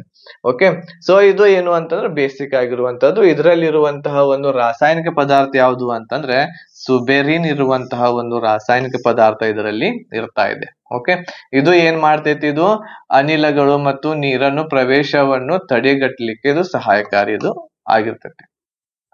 ಆಪ್ಷನ್ ನಂಬರ್ ಡಿ ಇದಕ್ಕೆ ಸರಿ ಆನ್ಸರ್. ನೆಕ್ಸ್ಟ್, ಮಾನವ ದೇಹದಲ್ಲಿ ಯಾವ ಭಾಗವು ಶ್ರೇಣೀಕೃತ ಸ್ಕ್ವಾಮಸ್ ಎಪಿಥೇಲಿಯಂ ನಿಂದ ಕೂಡಿದೆ? ಶ್ರೇಣೀಕೃತ ಅಂದ್ರೆ ಯಾವುದು ಅಂತಂದ್ರ ಸ್ಟ್ರಾಟಿಫೈಡ್ ಸ್ಕ್ವಾಮಸ್ ಎಪಿಥೇಲಿಯಂ. ಸೊ ಇದು ಯಾವುದಕ್ಕೆ ಸಂಬಂಧ ಐತೆ ಅಂದ್ರೆ, ಈ ಪ್ರಶ್ನೆ ಇರುವಂತದ್ದು ಅಂಗಾಂಶಗಳಿಗೆ ಸಂಬಂಧ ಇರುವಂತಹ ಒಂದು ಪ್ರಶ್ನೆ. ಇದು ಅಂಗಾಂಶಗಳಿಗೆ ಸಂಬಂಧ ಇರುವಂತಹ ಒಂದು ಪ್ರಶ್ನೆ ಇದೆ. ಅದರಲ್ಲಿ ನೀವು ಅಂಗಾಂಶಗಳಲ್ಲಿ ನೋಡೋದಾದ್ರೆ ಅಂಗಾಂಶಗಳ ಸ್ಟಡಿಗೆ ಏನಂತ ಕರಿತೀವಿ? ಅಂಗಾಂಶಗಳ ಅಧ್ಯಯನಕ್ಕೆ ನಾವು ಹಿಸ್ಟಾಲಜಿ ಅಂತ ಕರಿತೇವೆ. ಏನಂತ ಕರಿತೇವಿ? ಹಿಸ್ಟಾಲಜಿ ಅಂತ ಹೇಳಿ ನಾವು ಕರಿತಾ ಇದ್ದೇವೆ. ಇದರಲ್ಲಿ 4 ಪ್ರಕಾರದ ಅಂಗಾಂಶಗಳು ಬರ್ತಾವೆ. ಸೊ 4 ಪ್ರಕಾರದ ಅಂಗಾಂಶಗಳು ನೀವು ಓದಿರ್ಬೇಕು. ಅದರಲ್ಲಿ ಒಂದು ಬರುವಂತದ್ದು ಯಾವುದು ಅಂತಂದ್ರೆ ಎಪಿಥೇಲಿಯಲ್ ಅಂತ ಒಂದು ಅಂಗಾಂಶ ಬರ್ತಾ ಇದೆ. ಇದರಲ್ಲಿ ಎಪಿಥೇಲಿಯಲ್, ಕನೆಕ್ಟಿವ್ ಟಿಶ್ಯೂಸ್ ಅಂತೆ. ಸೊ ಈ ರೀತಿ 4 ಪ್ರಕಾರದ ಇದಾವು. ಇದರಲ್ಲಿ ಒಂದಿರ್ತಕ್ಕಂಥದ್ದು ನಾನು ನಿಮಗೆ ಇಲ್ಲಿ ಹೇಳ್ತಾ ಇದ್ದೇನೆ, ಎಪಿಥೇಲಿಯಲ್ ಅಂಗಾಂಶ. ನೋಡಿ, ಯಾವಾಗ ಎಪಿಥೇಲಿಯಲ್ ಅಂಗಾಂಶ ಇರ್ತಕ್ಕಂಥದ್ದು ಇದು ಕೂಡ ಏನಪ್ಪಾ ಅಂತಂದ್ರೆ ಈ ರೀತಿ ಇರುವಂತಹ ಅಂಗಾಂಶಗಳು, ಬಹಳಷ್ಟು ಕೋಶಗಳಿಂದ ಆಗಿರ್ತಕ್ಕಂತಹ ಒಂದು ಕೋಶಗಳ ಸಮೂಹಕ್ಕೆ ನಾವು ಅಂಗಾಂಶ ಅಂತ ಕರಿತೀವಿ. ಈ ರೀತಿ ಇರುವಂತಹ ಒಂದು ಕೋಶಗಳು ಲೈನ್ ಬೈ ಲೈನ್ ಇರ್ತಕ್ಕಂತಹ ಕೋಶಗಳು ಇದ್ದು ಅಂತಂದ್ರ ಅವುಗಳಿಗೆ ಏನಂತ ಹೇಳಿ ಕರಿತೇವಿ ನಾವು? ಸ್ಕ್ವಾಮಸ್ ಎಪಿಥೇಲಿಯಂ ಅಂತ ಕರಿತೇವೆ. ಇವುಗಳಿಗೆ ಏನಂತ ಹೇಳಿ ಕರಿತೀವಿ ನಾವು? ಸ್ಕ್ವಾಮಸ್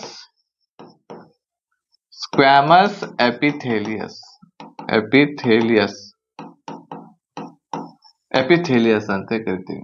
ಓಕೆ, ಎಪಿಥೇಲಿಯಂ ಅಂತ ಕರಿತೀವಿ, ಸ್ಕ್ವಾಮಸ್ ಎಪಿಥೇಲಿಯಂ ಅಂತ ಕರಿತಾ ಇದ್ದೇವೆ. ಅದೇ ರೀತಿ ಇವ ಒಂದು ಕೋಶಗಳು ಇರ್ತಕ್ಕಂಥದ್ದು ಈ ರೀತಿ ಸೀಕ್ವೆನ್ಸ್ 1 by 1 ಇದ್ದು ಆಮೇಲೆ ಅದ್ರ ಮೇಲೆ ಪದರಗಳು ಇದ್ದು ಅಂತಂದ್ರ ಆ ಒಂದು ಅಂಗಾಂಶಗಳ ಮೇಲೆ ಈ ರೀತಿ ಪದರಗಳು ಇದ್ದು ಅಂತಂದ್ರ ಇವುಗಳಿಗೆ ಏನಂತ ಹೇಳಿ ಕರಿತೇವಿ ಅಂತಂದ್ರ ನಾವು ಸ್ಟ್ರಾಟಿಫೈಡ್ ಸ್ಕ್ವಾಮಸ್ ಎಪಿಥೇಲಿಯಂ ಅಂತ ಕರಿತೇವೆ. 1 by 1 ಪದರ ಇದ್ದು ಅಂತಂದ್ರ ಸ್ಟ್ರಾಟಿಫೈಡ್ ಸ್ಕ್ವಾಮಸ್ ಎಪಿಥೇಲಿಯಂ ಅಂತ ಕರಿತೀವಿ. ಸೊ ಇವು ಎಲ್ಲಿ ಕಂಡು ಬರ್ತಾವು ಅಂತ ಹೇಳಿ ಕೇಳ್ತಾ ಇದ್ದಾರೆ. ಇವು ಇರ್ತಕ್ಕಂಥದ್ದು ನಮ್ಮ ಚರ್ಮದಲ್ಲಿ ಕಂಡು ಬರ್ತಾ ಇದಾವೆ. ಎಲ್ಲಿ ಕಂಡು ಬರ್ತಾವೆ ಇವು? ನಮ್ಮ ಚರ್ಮ, ನಮ್ಮ ಸ್ಕಿನ್ ದಲ್ಲಿ ಕಂಡು ಬರ್ತಾ ಇದಾವೆ. ಸ್ಕಿನ್ ದಲ್ಲಿಯೂ ಕೂಡ ಎಲ್ಲಿ ಅಂತ ಹೇಳಿ ಕೇಳಿದ್ರ ಹೊರ ಚರ್ಮದಲ್ಲಿ ಇವು ಕಂಡು ಬರ್ತಾವೆ. ಎಲ್ಲಿ ಕಂಡು ಬರ್ತಾವೆ ಇವು? ಹೊರ ಚರ್ಮದಲ್ಲಿ ಕಂಡು ಬರ್ತಾವೆ. ಇದಕ್ಕೆ ಆಪ್ಷನ್ ನಂಬರ್ ಬಿ ಇದಕ್ಕೆ ಸರಿ ಆನ್ಸರ್. ಓನ್ಲಿ ನಿಮ್ಗ ಎಪಿಥೇಲಿಯಲ್ ಅನ್ನುವಂತಹ ಅಂಗಾಂಶಕ್ಕೆ ಉದಾಹರಣೆ ಯಾವುದು ಅಂತ ಹೇಳಿ ಕೇಳಿದ್ರ ಮತ್ತೆ ಇಲ್ಲಿ ಆಯ್ಸೋಫೇಗಸ್ ಕೂಡ ಬರ್ತೈತಿ ಇದಕ್ಕೆ ಆನ್ಸರ್. ಆಯ್ಸೋಫೇಗಸ್ ಕೂಡ ಇದಕ್ಕೆ ಆನ್ಸರ್ ಬರ್ತೈತಿ. ಬಟ್ ಇಲ್ಲಿ ಏನ್ ಕೇಳ್ಯಾರ ಅಂತಂದ್ರೆ ಸ್ಟ್ರಾಟಿಫೈಡ್ ಸ್ಕ್ವಾಮಸ್ ಎಪಿಥೇಲಿಯಂ ಕೇಳ್ಯಾರು. ಸೊ ಅದಕ್ಕೆ ಸರಿ ಆನ್ಸರ್ ಚರ್ಮ ಇಲ್ಲಿ ಆಗ್ತೈತಿ. Okay, right. ಇದಕ್ಕೆ ಸರಿ ಆನ್ಸರ್ ಆಪ್ಷನ್ ನಂಬರ್ ಬಿ ಇರ್ತಕ್ಕಂಥದ್ದು ಇಲ್ಲಿ ಆಗುತ್ತೆ. ನೆಕ್ಸ್ಟ್ ಒಂದು ಪ್ರಶ್ನೆ ಇದೆ, ಲೆಕ್ಕ ಇದೆ. ಸೊ ಈ ಒಂದು ಪ್ರಶ್ನೆಯನ್ನ ಮಾಡ್ರಿ ನೋಡೋಣ. ಯಾರು ಫಿಸಿಕ್ಸ್ ಇರ್ತಕ್ಕಂಥದ್ದು ಓದಾಕತ್ತೀರಿ ನೋಡೋಣ. ಈಗ ಇಲ್ಲಿ 10 ಓಮ್ ಮತ್ತು 20 ಓಮ್ನ ಎರಡು ಎ ಮತ್ತು ಬಿ ಪ್ರತಿರೋಧಕಗಳನ್ನು ಅಂದ್ರೆ ರೆಸಿಸ್ಟೆನ್ಸ್ ಅಂತ ಹೇಳಿ ಕರಿತಾ ಇದ್ದೇವೆ. ಆಮೇಲೆ 6 ವ್ಯಾಟ್ ಬ್ಯಾಟರಿಯೊಂದಿಗೆ ಸಮಾನಾಂತರವಾಗಿ ಸಂಪರ್ಕಿಸಲಾಗಿದೆ. 1 ಸೆಕೆಂಡಿನಲ್ಲಿ ಬ್ಯಾಟರಿಯಿಂದ ಸರ್ಕ್ಯೂಟ್ಗೆ ಪೂರೈಸಲಾದ ಒಟ್ಟು ಶಕ್ತಿ ಪವರ್ ಎಷ್ಟು ಅಂತ ಹೇಳಿ ಕೇಳ್ತಾ ಇದ್ದಾರೆ. ಎಷ್ಟು ಪವರ್ ಇರ್ತಕ್ಕಂಥದ್ದು ಇಲ್ಲಿ ಸಪ್ಲೈ ಆಗಕತ್ತೈತಿ ಅಂತ ಹೇಳಿ ಕೇಳ್ತಾ ಇದ್ದಾರೆ. ಸೊ ಇಲ್ಲಿ ರೆಸಿಸ್ಟೆನ್ಸ್ ಇರ್ತಕ್ಕಂಥದ್ದು ನಾವು ಇಲ್ಲಿ ಎರಡು ರೆಸಿಸ್ಟೆನ್ಸ್ ಗಳನ್ನ ನಾವು ಇಲ್ಲಿ ತಗೋತಾ ಇದ್ದೇವೆ. ಇವು ಎರಡು ರೆಸಿಸ್ಟೆನ್ಸ್ ಇರ್ತಕ್ಕಂಥದ್ದು ಸಮಾನ ಅಂತರದಲ್ಲಿ ಈ ರೀತಿ ಇಡಲಾಗಿದೆ ಅಂತ ಹೇಳ್ತಾ ಇದ್ದಾರೆ. ಒಂದು ರೆಸಿಸ್ಟೆನ್ಸ್ ಇರ್ತಕ್ಕಂಥದ್ದು ಎಷ್ಟಿದೆ ಇಲ್ಲಿ 10 ಓಮ್ ಇದೆ. ಆಮೇಲೆ ಇನ್ನೊಂದು ರೆಸಿಸ್ಟೆನ್ಸ್ ಇರ್ತಕ್ಕಂಥದ್ದು 20 ಓಮ್ ಇದೆ. ಸೊ ಇದಕ್ಕ ಕರೆಂಟ್ ಪಾಸ್ ಮಾಡ್ಲಿಕ್ಕೆ ನಮಗೆ ಏನ್ ಬೇಕಾಗ್ತೈತಿ, ಒಂದು ಬ್ಯಾಟ್ರಿ ಕೂಡ ಇಲ್ಲಿ ಬೇಕಾಗ್ತೈತಿ. ಸೊ ಇಲ್ಲಿ ಪ್ಲಸ್ ಚಾರ್ಜ್ ದಿಂದ ಇಲ್ಲಿ ಕನೆಕ್ಟ್ ಮಾಡಿ ಆಮೇಲೆ ಇಲ್ಲಿಂದ ಏನಾಗ್ತೈತಿ ಇಲ್ಲಿ ಮೈನಸ್ ಇಲ್ಲಿ ಕನೆಕ್ಟ್ ಮಾಡಿದ್ವಿ ಅಂತಂದ್ರ ಈ ರೀತಿ ನಮ್ಗೆ ಇಲ್ಲಿ ಕರೆಂಟ್ ಪಾಸ್ ಆಗಿ ಇಲ್ಲಿಂದ ಏನಾಗ್ತೈತಿ ಮತ್ತೆ ಇಲ್ಲಿ ಕರೆಂಟ್ ಈ ರೀತಿ ಹೊಳಿ ಬರ್ತಾ ಇದೆ, ಇಲ್ಲಿ ಕಂಪ್ಲೀಟ್ ಆಗುತ್ತೆ. ಬಟ್ ಇಲ್ಲಿ ನಮಗೆ ಏನ್ ಕೇಳ್ಯಾರ, ಒಟ್ಟು ಶಕ್ತಿ ಎಷ್ಟು ಇಲ್ಲಿ ಏನ್ ಕೇಳ್ಯಾರ ಇಲ್ಲಿ ಪ್ರಶ್ನೆಯಲ್ಲಿ ಒಟ್ಟು ಸರ್ಕ್ಯೂಟ್ ಗೆ ಪೂರೈಸಲಾದ ಒಟ್ಟು ಶಕ್ತಿ ಇರ್ತಕ್ಕಂಥದ್ದು ಇಲ್ಲಿ ಕೇಳ್ಯಾರೆ. ಸೊ ಅದಕ್ಕೆ ನಾವು ಮೊದಲು ಏನ್ ಮಾಡ್ಬೇಕು ಅಂತಂದ್ರೆ ಇಲ್ಲಿ ವೋಲ್ಟೇಜ್ ಇರ್ತಕ್ಕಂಥದ್ದು ಪವರ್ ಇರ್ತಕ್ಕಂಥದ್ದು ತೆಗಿಬೇಕು. ಪವರ್ ಅನ್ನ ತೆಗಿಬೇಕಾಗ್ತತಿ. ಪವರ್ ಅಂತಂದ್ರೆ ಏನಿರ್ತೈತಿ ಹೇಳ್ರಿ, 1 ಸೆಕೆಂಡಿನಲ್ಲಿ ಎಷ್ಟು ಎನರ್ಜಿ ಬಿಡುಗಡೆ ಮಾಡಾಕತ್ತೈತಿ ಬ್ಯಾಟ್ರಿ, 1 ಸೆಕೆಂಡಿನಲ್ಲಿ ಎಷ್ಟು ಎನರ್ಜಿ ಬಿಡುಗಡೆ ಮಾಡಾಕತ್ತೈತಲ್ಲ ಬ್ಯಾಟ್ರಿ, ಅದನ್ನ ನಾವು ಏನಂತ ಕರಿತಾ ಇದ್ದೇವೆ ಇಲ್ಲಿ ಪವರ್ ಇರ್ತಕ್ಕಂಥದ್ದು ಕರಿತಾ ಇದ್ದೇವೆ. ಏನಂತ ಕರಿತೀವಿ ಅದನ್ನ ಪವರ್ ಅಂತ ಕರಿತಾ ಇದ್ದೇವೆ. ಸೊ ಈ ಪವರದ ಸೂತ್ರ ಏನ್ ಬರ್ತೈತಿ ಇಲ್ಲಿ, ಪವರದ ಸೂತ್ರ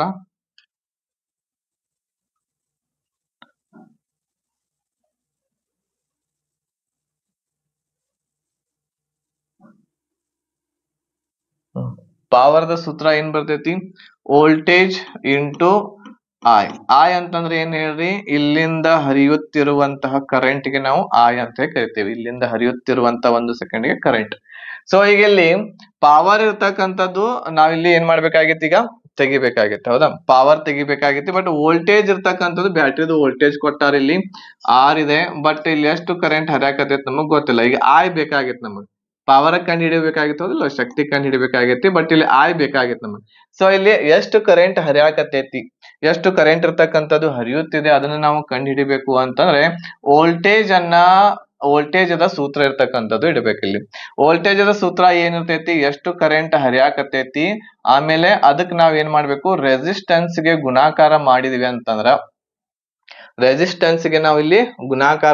ಅಂತಂದ್ರ ನಮಗೆ ಏನ್ ಸಿಗ್ತೈತಿ, ವೋಲ್ಟೇಜ್ ಸಿಗ್ತೈತಿ. ಬಟ್ ಇಲ್ಲಿ ವೋಲ್ಟೇಜ್ ಆಲ್ರೆಡಿ ಅವ್ರು ಕೊಟ್ಟಾರ ನಮಗ. ವೋಲ್ಟೇಜ್ ಎಷ್ಟೈತಿ, 6 ಐತಿ. ಐ ನಮಗ ತೆಗಿಬೇಕಾಗೈತಿ. ರೆಸಿಸ್ಟೆನ್ಸ್ ಕೂಡ ಕೊಟ್ಟಾರ ನಮಗಿಲ್ಲಿ. ರೆಸಿಸ್ಟೆನ್ಸ್ ಅಂತಂದ್ರೆ ಏನ್ ಹೇಳ್ರಿ, ಒಂದು ಕರೆಂಟ್ ಇರ್ತಕ್ಕಂಥದ್ದು ಅದನ್ನ ಎಷ್ಟು ಇದ್ರೊಳಗೆ ಪಾಸ್ ಮಾಡ್ತೈತಿ, ಎಷ್ಟು ಸೆಕೆಂಡ್ ಅಥವಾ ಕೆಲವೊಂದಿಷ್ಟು ರೆಸಿಸ್ಟೆನ್ಸ್ ಬಹಳಷ್ಟು ಇರುವಂತಹ ಪದಾರ್ಥಗಳಿದಾವ, ಅವು ಬಹಳ ಫಾಸ್ಟ್ ಆಗಿ ಏನ್ ಮಾಡ್ತಾವು ಅಂತಂದ್ರೆ ಕರೆಂಟ್ ಪಾಸ್ ಮಾಡ್ತಾವು, ಕರೆಂಟ್ ಅನ್ನ ಪಾಸ್ ಬಹಳ ಫಾಸ್ಟ್ ಆಗಿ ಮಾಡ್ತಾವು. ಸೊ ಅದು ಏನಂತ ಹೇಳ್ತೀವಿ,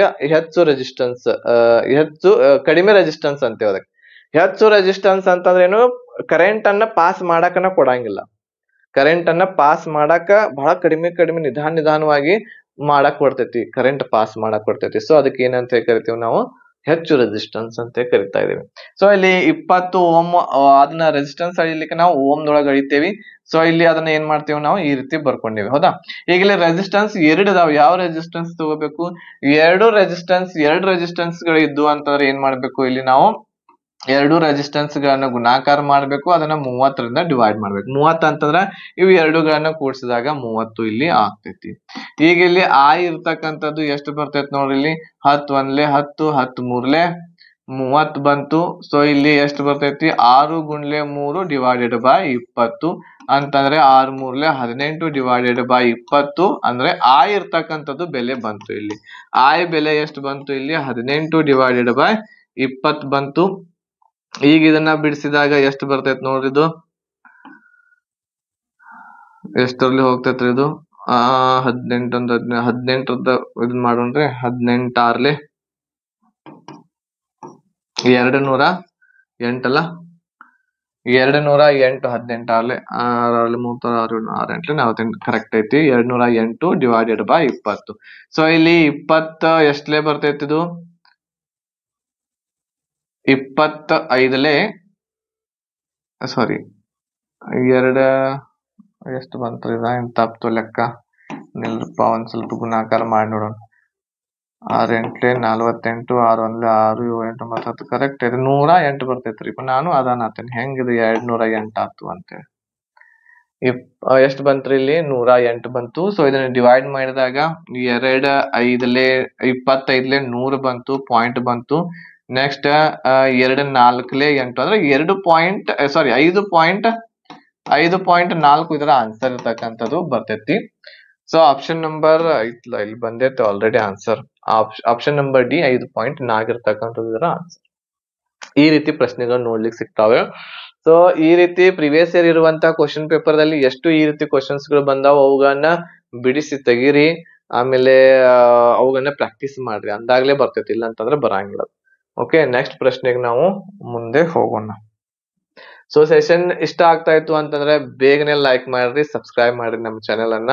ಕಂಟಿನ್ಯೂಸ್ ಆಗಿ ನಿಮ್ಗ ಮ್ಯಾಥ್ಸ್ ಮತ್ತು ಸೈನ್ಸ್, ಈಗ ಸೈನ್ಸ್ ಕ್ಲಾಸಸ್ ಮತ್ತು ಮ್ಯಾಥ್ಸ್ ಕ್ಲಾಸಸ್ ನಿಮ್ಗೆ ಪ್ರೊವೈಡ್ ಮಾಡ್ತೀವಿ. ಪ್ರಿವಿಯಸ್ ಇಯರ್ ಕ್ವಶನ್ ಪೇಪರ್ ದಲ್ಲಿ ಏನ್ ಬಂದೈತಿ, ಗ್ರೂಪ್ ಡಿ ಎಕ್ಸಾಮ್ ದಲ್ಲಿ ಏನ್ ಕೇಳ್ತಾರೆ, ಯಾವ ರೀತಿ ಲೆವೆಲ್ ಇರ್ತೈತಿ ಅಂತೇಳಿ. ಸೊ ಬೇಗನೆ ಇರ್ತಕ್ಕಂಥದ್ದು ಚಾನೆಲ್ ಅನ್ನ ಸಬ್ಸ್ಕ್ರೈಬ್ ಮಾಡ್ಕೊಡ್ರಿ. ಓಕೆ, ಆಮೇಲೆ ಕಂಪ್ಲೀಟ್ ಪ್ಯಾಕೇಜ್ ಬೇಕು ಅಂತಂದ್ರೆ ಬೇಗನೆ ಇರ್ತಕ್ಕಂಥದ್ದು ಜಾಯಿನ್ ಕೂಡ ಆಗ್ರಿ.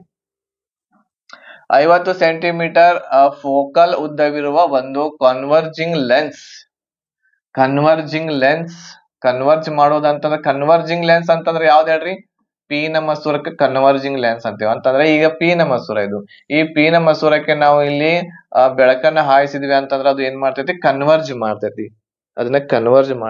ಸೊ ಇದಕ್ಕೆ ಕನ್ವರ್ಜಿಂಗ್ ಲೆನ್ಸ್ ಇದು ಅನ್ನು 20 ಸೆಂಟಿಮೀಟರ್ ಫೋಕಲ್ ಉದ್ದವಿರುವ ಒಂದು ಡೈವರ್ಜಿಂಗ್ ಲೆನ್ಸ್ ಜೊತೆಗೆ ಡೈವರ್ಜಿಂಗ್ ಲೆನ್ಸ್ ಕೂಡ ಐತಿ. ಡೈವರ್ಜಿಂಗ್ ಲೆನ್ಸ್ ಅಂತಂದ್ರೆ ಯಾವುದು, ನಿಮ್ನ ಮಸೂರ ಅಂತ ಕರಿತೀವಿ. ಇದು ಏನ್ ಮಾಡ್ತೈತಿ, ಇಲ್ಲಿ ಇದರ ನಡುವೆ ಬೆಳಕನ್ನ ಹಾಯಿಸಿದ್ವಿ ಅಂತಂದ್ರೆ ಇದು ಬೆಳಕನ್ನ ಏನ್ ಮಾಡ್ತೈತಿ, ಈ ರೀತಿ ಚದುರಿಸ್ತೈತಿ. ಇದು ಪಿ ನ ಮಸೂರ, ಇದು ನಿಮ್ನ ಮಸೂರ. ಈ ಎರಡು ಮಸೂರಗಳ ಸಂಯೋಜನೆಯ ಶಕ್ತಿಯನ್ನು ಕಂಡು ಹಿಡೀರಿ ಅಂತ ಹೇಳಿ ಕೇಳ್ಯಾರ. ಪವರ್ ಅನ್ನ ಕಂಡು ಹಿಡಿಬೇಕು. ಸೊ ಇಲ್ಲಿ ಪವರ್ ಇರ್ತಕ್ಕಂಥದ್ದು ಸೂತ್ರ ಏನಿರ್ತೈತಿ, 1/f ಇರ್ತಕ್ಕಂಥದ್ದು ಇರ್ತೈತಿ. ಲೆನ್ಸ್ ಗಳ ಪವರ್ ಅದ ಸೂತ್ರ 1/f ಇರ್ತಕ್ಕಂಥದ್ದು ಇರ್ತಾ ಇದೆ. ಸೊ ಈಗ ಇಲ್ಲಿ ಇದು ಯಾವುದು, ಪಿ ನ ಮಸೂರದ ಒಂದು ಏನ್ ಕೊಟ್ಟಾರ ಅವರು, ಫೋಕಲ್ ಉದ್ದವನ್ನ ಕೊಟ್ಟಾರ. ಹೌದಾ, ಫೋಕಲ್ ಉದ್ದ ಎಷ್ಟೈತ್ರಿ ಇದ್ರದ 20 ಸೆಂಟಿಮೀಟರ್ ಐತೆ. ಹೌದಾ, ಒಂದ ಸೆಕೆಂಡ್ ಅಂದ್ರೆ ಕನ್ವರ್ಜಿಂಗ್ ಲೆನ್ಸ್ ದ ಏನ್ ಕೊಟ್ಟಾರ ಇಲ್ಲಿ ನೋಡ್ರಿ. ಇಲ್ಲಿ ಕನ್ವರ್ಜಿಂಗ್ ಲೆನ್ಸ್ ಅಂತಂದ್ರ ಪಿ ನ ಮಸೂರದ ಒಂದು ಲೆಂತ್ 50 ಸೆಂಟಿಮೀಟರ್ ಇದೆ, 50 ಸೆಂಟಿಮೀಟರ್. ಆಮೇಲೆ ಇಲ್ಲಿ ಎಷ್ಟೈತಿ, ಯಾವ್ದಿದು ಡೈವರ್ಜಿಂಗ್ ಲೆನ್ಸ್ ದ ಒಂದು ಲೆಂತ್ 20 ಸೆಂಟಿಮೀಟರ್. ಓಕೆ, ಯಾವಾಗಲೂ ಕೂಡ ನಾವು ನೋಡ್ರಿ, ಯಾವಾಗ ಈ ಒಂದು ಪಿ ನ ಮಸೂರದ ನಾವು ಇಲ್ಲಿ ಲೆಂತ್ ಇರ್ತಕ್ಕಂಥದ್ದು ಪ್ಲಸ್ ಒಳಗ ತಗೋತೇವಿ, ಆಮೇಲೆ ಇದ್ರದ್ದು ಒಂದು ಏನ್ ಮಾಡ್ತೇವಿ ಅಂತಂದ್ರೆ ನಾವು ಮೈನಸ್ ದಲ್ಲಿ ಇರ್ತಕ್ಕಂಥದ್ದು ಇದ್ರದ ತಗೋತಾ ಇದೀವಿ. ಹೌದಾ, ಆಮೇಲೆ ಈ ಒಂದು ಏನ ಲೆನ್ಸ್ ಗಳ ಪವರ್ ಇರ್ತೈತಿ, ಲೆನ್ಸ್ ಗಳ ಒಂದು ಪವರ್ ವನ್ನ ನಾವು ಎದ್ರೊಳಗ ಅಳಿತೇವಿ ಅಂತಂದ್ರ ಡೈರೆಕ್ಟರ್ ಒಳಗ ಅಳಿತೇವಿ. ಸೊ ಅದಕ್ಕ ಇಲ್ಲಿ ಡಿ ಅಂತ ಕೊಟ್ಟಾರ ನೋಡ್ರಿ. ಏನಂತ ಅದಕ್ಕ ಡೈರೆಕ್ಟರ್. ಸೊ ವಿಡಿಯೋವನ್ನ ಪಾಸ್ ಮಾಡ್ರಿ, ಆಮೇಲೆ ಕಮೆಂಟ್ ಇರ್ತಕ್ಕಂಥದ್ದು ನಿಮ್ದು ಬರ್ತಾ ಇರ್ಬೇಕು. ನಿಮ್ಮ ಆನ್ಸರ್ಗಳು ಇರ್ತಕ್ಕಂಥದ್ದು ನಾನು ನೋಡ್ತಿರ್ತೇನೆ, ನಿಮ್ಮ ಆನ್ಸರ್ಗಳು ಬರ್ತಾ ಇರ್ಬೇಕು. ವಿಡಿಯೋ ಪಾಸ್ ಮಾಡಿ ಮೊದಲು ಬಿಡಿಸ್ಬೇಕು ನೀವು, ಆಮೇಲೆ ವಿಡಿಯೋ ಇರ್ತಕ್ಕಂಥದ್ದು ಮುಂದೆ ನೋಡ್ಬೇಕು. ಈಗ ಇಲ್ಲಿ ನಾವು ಡೈರೆಕ್ಟರ್ ದಲ್ಲಿ ನಾವು ಇದನ್ನ ಕಂಡು ಹಿಡಿಬೇಕಾಗಿತ್ತು ಮೀಟರ್ ದಲ್ಲಿ. ನೋಡ್ರಿ ಇಲ್ಲಿ ಯಾವಾಗ ಈ ಒಂದು ಸೆಂಟಿಮೀಟರ್ ಗಳು ಏನಿರ್ತಾವಲ್ಲ ಅವುಗಳನ್ನ ನಾವು ಏನ್ ಮಾಡ್ಕೋಬೇಕು, ಇಲ್ಲಿ ಮೀಟರ್ ಗಳಲ್ಲಿ ಕನ್ವರ್ಟ್ ಮಾಡ್ಕೊಂಡಾಗ ಇಲ್ಲಿ 0.5 ಆಗ್ತೈತಿ. ಇದು 0.2 ಇರ್ತಕ್ಕಂಥದ್ದು ಮೀಟರ್ ಆಗ್ತೈತಿ. ಮೀಟರ್ ಗಳಲ್ಲಿ ನಾವು ಏನ್ ಮಾಡ್ಕೋಬೇಕ್ರಿ, ಇವುಗಳನ್ನ ಕನ್ವರ್ಟ್ ಇರ್ತಕ್ಕಂಥದ್ದು ಇಲ್ಲಿ ಮಾಡ್ಕೋಬೇಕು. ಮೀಟರ್ ಗಳಲ್ಲಿ ಏನ್ ಮಾಡ್ಕೋಬೇಕು, ಇವುಗಳನ್ನ ಕನ್ವರ್ಟ್ ಮಾಡ್ಕೋಬೇಕು. ಮೀಟರ್ ಗಳಲ್ಲಿ ಕನ್ವರ್ಟ್ ಮಾಡ್ಕೊಂಡ್ಮೇಲೆ ಇದರದ ಬೆಲೆ ಎಷ್ಟು ಬರ್ತೈತಿ, ಇದರದ್ದು ಬೆಲೆ ನೋಡ್ರಿ ಇಲ್ಲಿ 1/0.5 ಅಂತಂದ್ರ ಎಷ್ಟು ಬಂತಿದು 2 ಡಯಾಕ್ಟರ್ ಬಂತು ಇದರದ ಆನ್ಸರ್. ಆಮೇಲೆ ಇದ್ರದ್ದು ಎಷ್ಟು ಬರ್ತೈತಿ, ಇದ್ರದ ಆನ್ಸರ್ 1/0.2 ಅಂತಂದ್ರ -5 ಡಯಾಕ್ಟರ್ ಇರ್ತಕ್ಕಂಥದ್ದು ಬರ್ತಾ ಇದೆ. ಸೊ ಇವು ಎರಡೂಗಳನ್ನ ಏನ್ ಮಾಡ್ಬೇಕಂತ ಹೇಳ್ಯಾರ ಅವರು, ಎರಡು ಮಸೂರಗಳ ಸಂಯೋಜನೆ ಮಾಡ್ಬೇಕು. ಇಲ್ಲಿ ಸಂಯೋಜನೆ ಅಂತಂದ್ರ ಟೋಟಲ್ ಪವರ್ ಅನ್ನ ತೆಗಿಬೇಕಿಲ್ಲಿ. ಈಗ ಟೋಟಲ್ ಪವರ್ ಏನ್ ಬಂತು ಇಲ್ಲಿ, ಟೋಟಲ್ ಪವರ್ ಎಷ್ಟು ಬಂತು ಇದ್ರದ 2 ಡಯಾಕ್ಟರ್ -5 ಡಯಾಕ್ಟರ್. ಓಕೆ, ಸೊ ಎಷ್ಟು ಬಂತು ನೋಡ್ರಿ ಇಲ್ಲಿ, 5ರಾಗ 2 ಕಳೆದ್ವಿ ಅಂತಂದ್ರ -3 ಡಯಾಕ್ಟರ್ ಇದರ ಆನ್ಸರ್ ಐತಿ. ಆಪ್ಷನ್ ನಂಬರ್ 1 ಇದಕ್ಕೆ ಸರಿ ಆನ್ಸರ್ ಇಲ್ಲಿ ಆಗ್ತದೆ. ಆಪ್ಷನ್ ನಂಬರ್ 1 ಇದಕ್ಕೆ ಸರಿ ಆನ್ಸರ್ ಇಲ್ಲಿ ಆಗ್ತೈತೆ.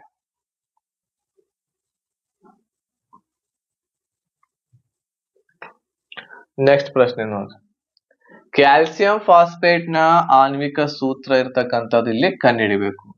ಕ್ಯಾಲ್ಸಿಯಂ ಫಾಸ್ಫೇಟ್, ಕ್ಯಾಲ್ಸಿಯಂ ಆಮೇಲೆ ನೆಕ್ಸ್ಟ್ ಯಾವ್ದ್ರಿ ಇನ್ನೊಂದು ಫಾಸ್ಫೇಟ್, ಕ್ಯಾಲ್ಸಿಯಂ ಫಾಸ್ಫೇಟ್. ಸೊ ಇವುಗಳ ಎಲೆಕ್ಟ್ರಾನಿಕ್ ವಿನ್ಯಾಸ ನಿಮಗೆ ಗೊತ್ತಿದ್ರೆ ಇಲ್ಲಿ ಇವುಗಳನ್ನ ಬಹಳ ಈಸಿಯಾಗಿ ಬಿಡಿಸಬಹುದು.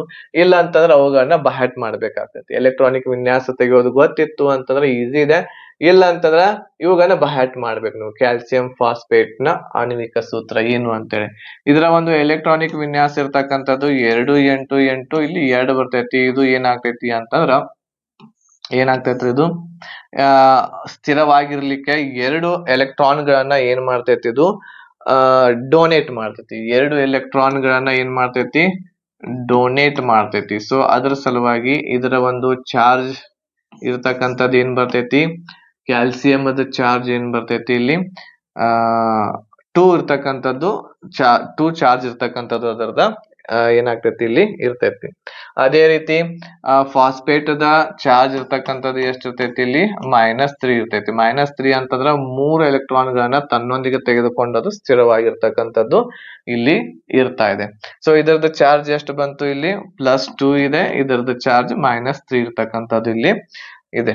ಓಕೆ, ಸೊ ಈಗ ಇಲ್ಲಿ +2 ಏನ್ ಚಾರ್ಜ್ ಐತಿ, ಇದ್ರದ್ದು -3 ಚಾರ್ಜ್ ಐತಿ. ಇವುಗಳನ್ನ ಕ್ರಾಸ್ ಇರ್ತಕ್ಕಂಥದ್ದು ನಾವು ಇಲ್ಲಿ ಮಲ್ಟಿಪಲ್ ಮಾಡಿದಿವಿ ಅಂತಂದ್ರ ನಮಗಿಲ್ಲಿ ಆನ್ಸರ್ ಸಿಗ್ತೈತಿ.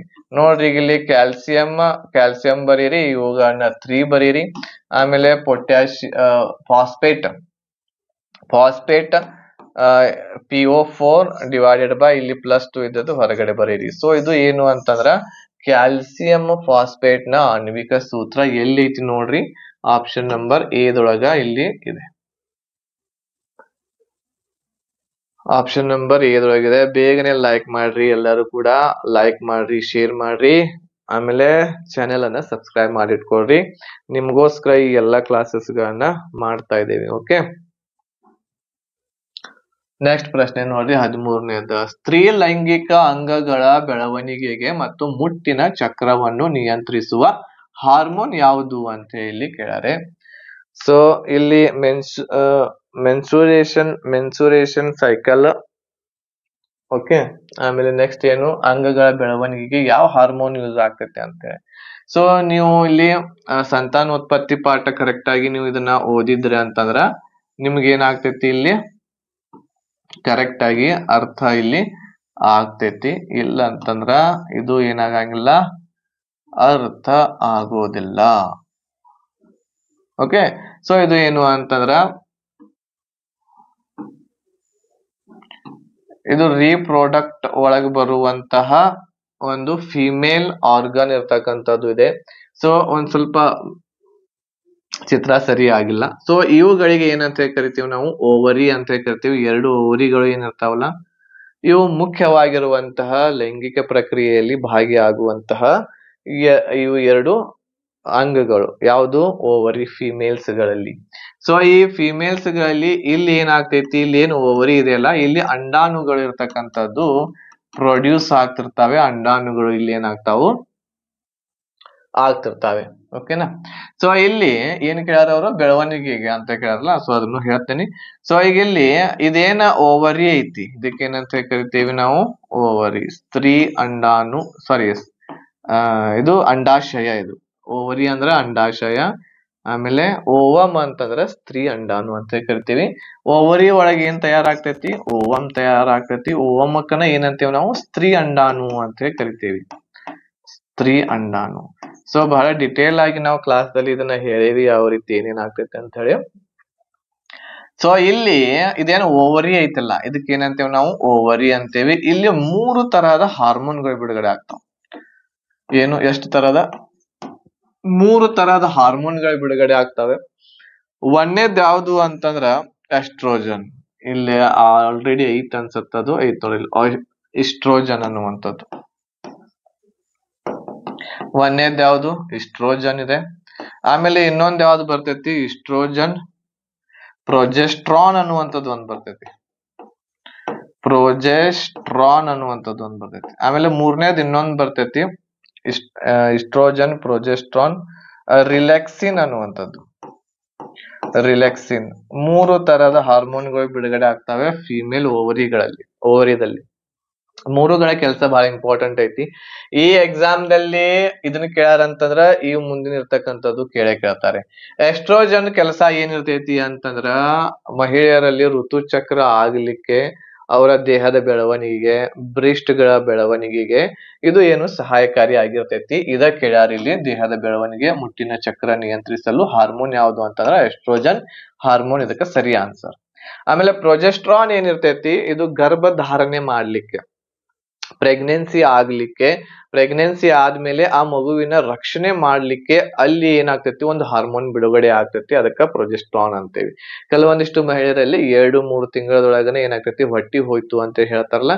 ಸೊ ಆ ರೀತಿ ಆಗೋದಕ್ ಕಾರಣ ಏನು ಅಂತಂದ್ರ ಸರಿಯಾಗಿ ಪ್ರೊಜೆಸ್ಟ್ರಾನ್ ಅನ್ನುವಂತಹ ಹಾರ್ಮೋನ್ ಬಿಡುಗಡೆ ಆಗಂಗಿಲ್ಲ, ಅದ್ರ ಸಲುವಾಗಿ. ಇದಾದ್ಮೇಲೆ ರಿಲ್ಯಾಕ್ಸಿನ್ ಅನ್ನುವಂತ ಇನ್ನೊಂದು ಹಾರ್ಮೋನ್ ಬಿಡುಗಡೆ ಆಗ್ತೈತಿ ಮಹಿಳೆಯರಲ್ಲಿ. ಸೊ ಆ ರಿಲ್ಯಾಕ್ಸಿನ್ ಅನ್ನುವಂತಹ ಒಂದು ಏನ್ ಹಾರ್ಮೋನ್ ಐತಿ, ಅದು ನಾರ್ಮಲ್ ಡೆಲಿವರಿ ಆಗ್ಲಿಕ್ಕೆ ಸಹಾಯಕಾರಿ ಆಗಿರ್ತೈತಿ. ಸೊ ಅವರಲ್ಲಿ ಮಾಂಸಖಂಡಗಳ ಹಿಗ್ಗುವಿಕೆಯನ್ನ ಆಗ್ಬೇಕಾಗಿರ್ತೈತಿ ಡೆಲಿವರಿ ಟೈಮ್ದಲ್ಲಿ. ಸೊ ಮಾಂಸಖಂಡಗಳ ಹಿಗ್ಗುವಿಕೆ ಯಾವ್ದು ಮಾಡಿಸ್ತೈತಿ ಅಂತಂದ್ರ ರಿಲ್ಯಾಕ್ಸಿನ್ ಅನ್ನುವಂತಹ ಒಂದು ಹಾರ್ಮೋನ್ ಮಾಡ್ತೈತಿ. ಸೊ ಈ 3 ಇರ್ತಕ್ಕಂಥದ್ದು ಇಂಪಾರ್ಟೆಂಟ್ ಆಗಿರುವಂತದ್ದು ಇದೆ. ಸೊ ಈ ಒಂದು ಪ್ರಶ್ನೆಗೆ ಸರಿ ಆನ್ಸರ್ ಯಾವ್ದು ಅಂತಂದ್ರ ಎಸ್ಟ್ರೋಜನ್ ಅನ್ನುವಂತಹ ಸರಿ ಆಪ್ಷನ್ ನಂಬರ್ ಸಿ. ನೆಕ್ಸ್ಟ್ ಪ್ರಶ್ನೆ, ಈ ಕೆಳಗಿನವುಗಳಲ್ಲಿ ಯಾವುದು ಜಲಚರಗಳ ವಿಸರ್ಜನಾ ಉತ್ಪನ್ನವಾಗಿದೆ? ಜಲಚರಗಳು ಏನು ವಿಸರ್ಜನೆ ಮಾಡ್ತಾರೆ? ಇದು ಕೂಡ ವಿಸರ್ಜನೆ ಒಳಗೆ ನೀವು ಕಲಿತೀರಿ. ಈ ಒಂದು ಟೋಟಲ್ ಎಲ್ಲ ಯಾರ್ಯಾರು ಏನೇನು ವಿಸರ್ಜನೆ ಮಾಡ್ತಾರ ಅಂತೇಳಿ. ಆಪ್ಷನ್ಸ್ ಗಳಲ್ಲಿ ಯೂರಿಕ್ ಆಮ್ಲ, ಆಮೇಲೆ ಇದೇನಿದು ಕ್ರಿಯೇಟಿನೈನ್ ಅನ್ನುವಂಥದ್ದು ಇದೆ. ಆಮೇಲೆ ಅಮೋನಿಯಾ ಇದೆ, ಯೂರಿಯಾ ಇದೆ. ಯಾವ್ದು ಹೇಳ್ರಿ ನೋಡೋಣ. ಯಾವ್ದು ವಿಸರ್ಜನೆ? ಜಲಚರ ಪ್ರಾಣಿಗಳು ಅಂತಂದ್ರೆ ಮೀನ್ ಆಗಿರ್ಬೋದು, ಸಮುದ್ರದಲ್ಲಿ ನೀರಿನಲ್ಲಿ ಇರುವಂತಹ ಪ್ರಾಣಿಗಳು ಏನ್ ವಿಸರ್ಜನೆ ಮಾಡ್ತಾರೆ? ಮಾನವ ಏನು ವಿಸರ್ಜನೆ ಮಾಡ್ತಾರೆ ಅದನ್ನ ಕಮೆಂಟ್ ಮಾಡಿ ನೋಡೋಣ. ಮಾನವ ಏನು ವಿಸರ್ಜನೆ ಮಾಡ್ತಾನೆ ಇದ್ರಲ್ಲಿ? ನೋಡ್ರಿ, ನಾವು ಯಾವಾಗ ದೇಹದ ಒಳಗೆ ಪ್ರೋಟೀನ್ ಇರ್ತಕ್ಕಂಥದ್ದು ಸೇವನೆ ಮಾಡ್ತೇವಿ, ಪ್ರೋಟೀನ್ ದಲ್ಲಿ ಏನೇನ್ ಇರ್ತೈತ್ರಿ? ಕಾರ್ಬನ್ ಇರ್ತೈತಿ, ನೈಟ್ರೋಜನ್ ಇರ್ತೈತಿ, ಆಕ್ಸಿಜನ್ ಇರ್ತೈತಿ, ಹೌದಾ? ಇವು ಎಲ್ಲ ಇರ್ತಕ್ಕಂಥದ್ದು ತತ್ವಗಳು ಇದರಲ್ಲಿ ಇರ್ತವೆ. ಕಾರ್ಬನ್, ನೈಟ್ರೋಜನ್, ಆಕ್ಸಿಜನ್, ಆಮೇಲೆ ನೆಕ್ಸ್ಟ್ ಯಾವ್ದು ಇರ್ತೈತಿ? ಹೈಡ್ರೋಜನ್ ಕೂಡ ಇದರಲ್ಲಿ ಇರ್ತೈತಿ. ಇವು 4 ತತ್ವಗಳಿಂದ ಏನಾಗಿರ್ತೈತಿ? ಪ್ರೋಟೀನ್ ಇರ್ತಕ್ಕಂಥದ್ದು ಆಗಿರ್ತೈತಿ. ಈ 4ರಿಂದ ಆಗಿರೋದ್ರಿಂದನೇ ಬಹಳಷ್ಟು ಕಠಿಣವಾಗಿ ಪಚನ ಆಗ್ತೈತಿ ನಮ್ಮ ಶರೀರದಲ್ಲಿ ಪ್ರೋಟೀನ್. ಸೊ ಇಲ್ಲಿ ನಾವೇನ ಆಹಾರದ ಜೊತೆಗೆ ಪ್ರೋಟೀನ್ ಜೊತೆಗೆ ನೈಟ್ರೋಜನ್ ತಗೊಂಡಿರ್ತೇವಿ. ನೈಟ್ರೋಜನ್ ಇರ್ತಕ್ಕಂಥದ್ದು ಏನ್ ಮಾಡ್ಬೇಕಾಗ್ತೈತಿ? ನಾವು ಹೊರಗಡೆ ಹಾಕ್ಬೇಕು. ಇದನ್ನ ಹೊರಗಡೆ ನೈಟ್ರೋಜನ್ ಹೊರಗಡೆ ನಮ್ಮ ದೇಹದಿಂದ ಹಾಕ್ಲಿಲ್ಲ ಅಂತಂದ್ರ ಏನಾಗ್ತೈತಿ ಹೇಳ್ರಿ? ನಮ್ಮ ಶರೀರದಲ್ಲಿ ವಿಷ ಆಗ್ಲಿಕ್ಕೆ ಸ್ಟಾರ್ಟ್ ಆಗ್ತೈತೆ ಅದು ನೈಟ್ರೋಜನ್. ಸೊ ಹಾಗಾಗಿ ಇದನ್ನ ನಾವು ಹೊರಗೆ ಹಾಕ್ತಿವಿ. ಮಾನವ ಇರ್ತಕ್ಕಂಥವ್ರು ಏನ್ ಮಾಡ್ತಾನೆ? ಯೂರಿಯಾ ಮೂಲಕ ಏನಾಗ್ತೈತಿ? ಯೂರಿಯಾ ಮೂಲಕ ಏನ್ ಮಾಡ್ತಾನೆ? ಮಾನವ ಹೊರಗೆ ಹಾಕ್ತಾನೆ. ಆಮೇಲೆ ನಮ್ಮಲ್ಲಿ ನಾವು ಕೂಡ ಏನ್ ಮಾಡಬಹುದು? ಇಲ್ಲಿ ಯೂರಿಯಾ ಮೂಲಕ ನಾವು ಹೊರಗೆ ಹಾಕ್ತೇವೆ.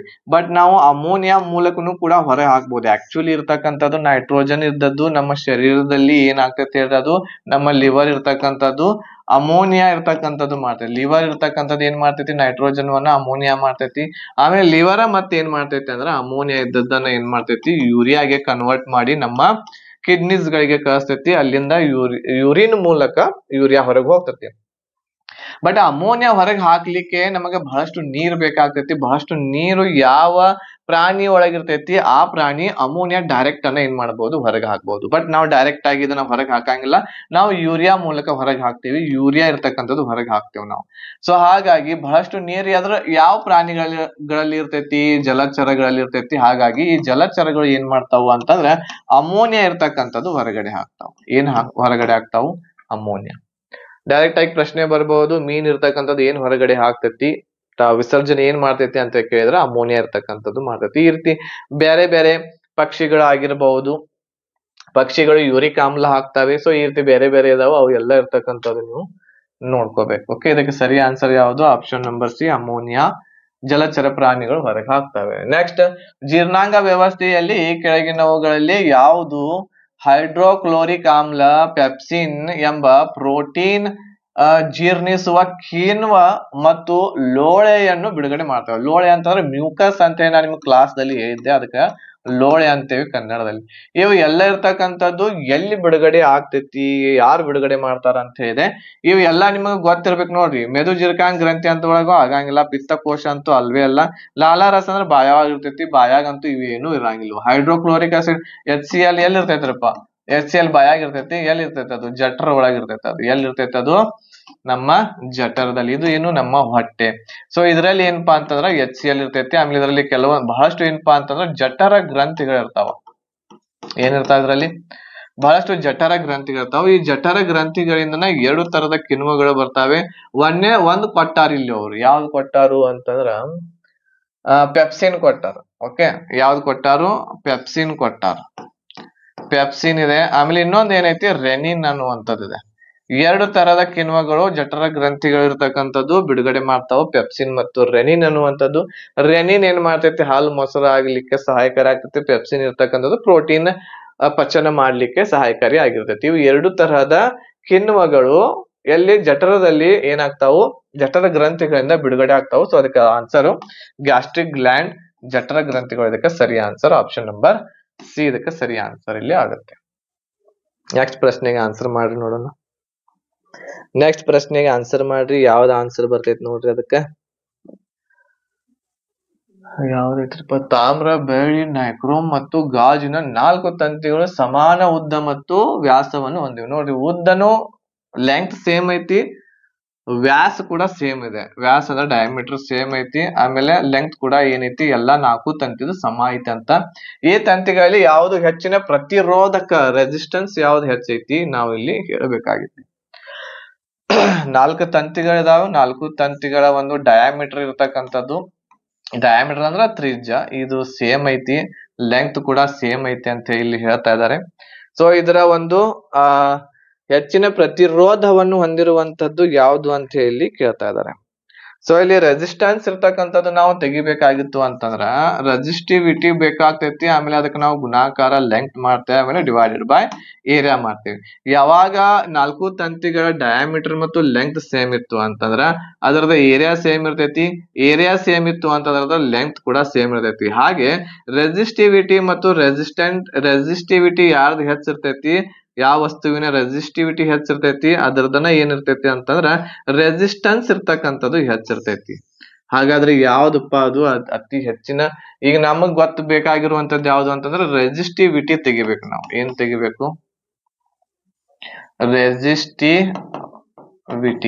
ರೆಸಿಸ್ಟಿವಿಟಿ ಯಾವ್ದು ಹೆಚ್ಚಿರ್ತೈತಿ? ಯಾವ ವಸ್ತುವಿಂದು? ಅದ ಒಂದು ವಸ್ತುವಿನ ರೆಸಿಸ್ಟೆನ್ಸ್ ಹೆಚ್ಚಿರ್ತೈತಿ, ಪ್ರತಿರೋಧ ಹೆಚ್ಚಿರ್ತೈತಿ. ಓಕೆ, ಸೊ ಹಾಗಾದ್ರೆ ಇದಕ್ಕೆ ಆನ್ಸರ್ ಗ್ಲಾಸ್ ವೈರ್ ಇದೆ. ಬಟ್ ಇಲ್ಲಿ ನಾನು ಯಾವ್ಯಾವ ವಸ್ತುವಿನ ಎಷ್ಟು ರೆಸಿಸ್ಟಿವಿಟಿ ಇದೆ, ಇದು ಏನು ಅಂತಂದ್ರೆ ರೆಸಿಸ್ಟಿವಿಟಿ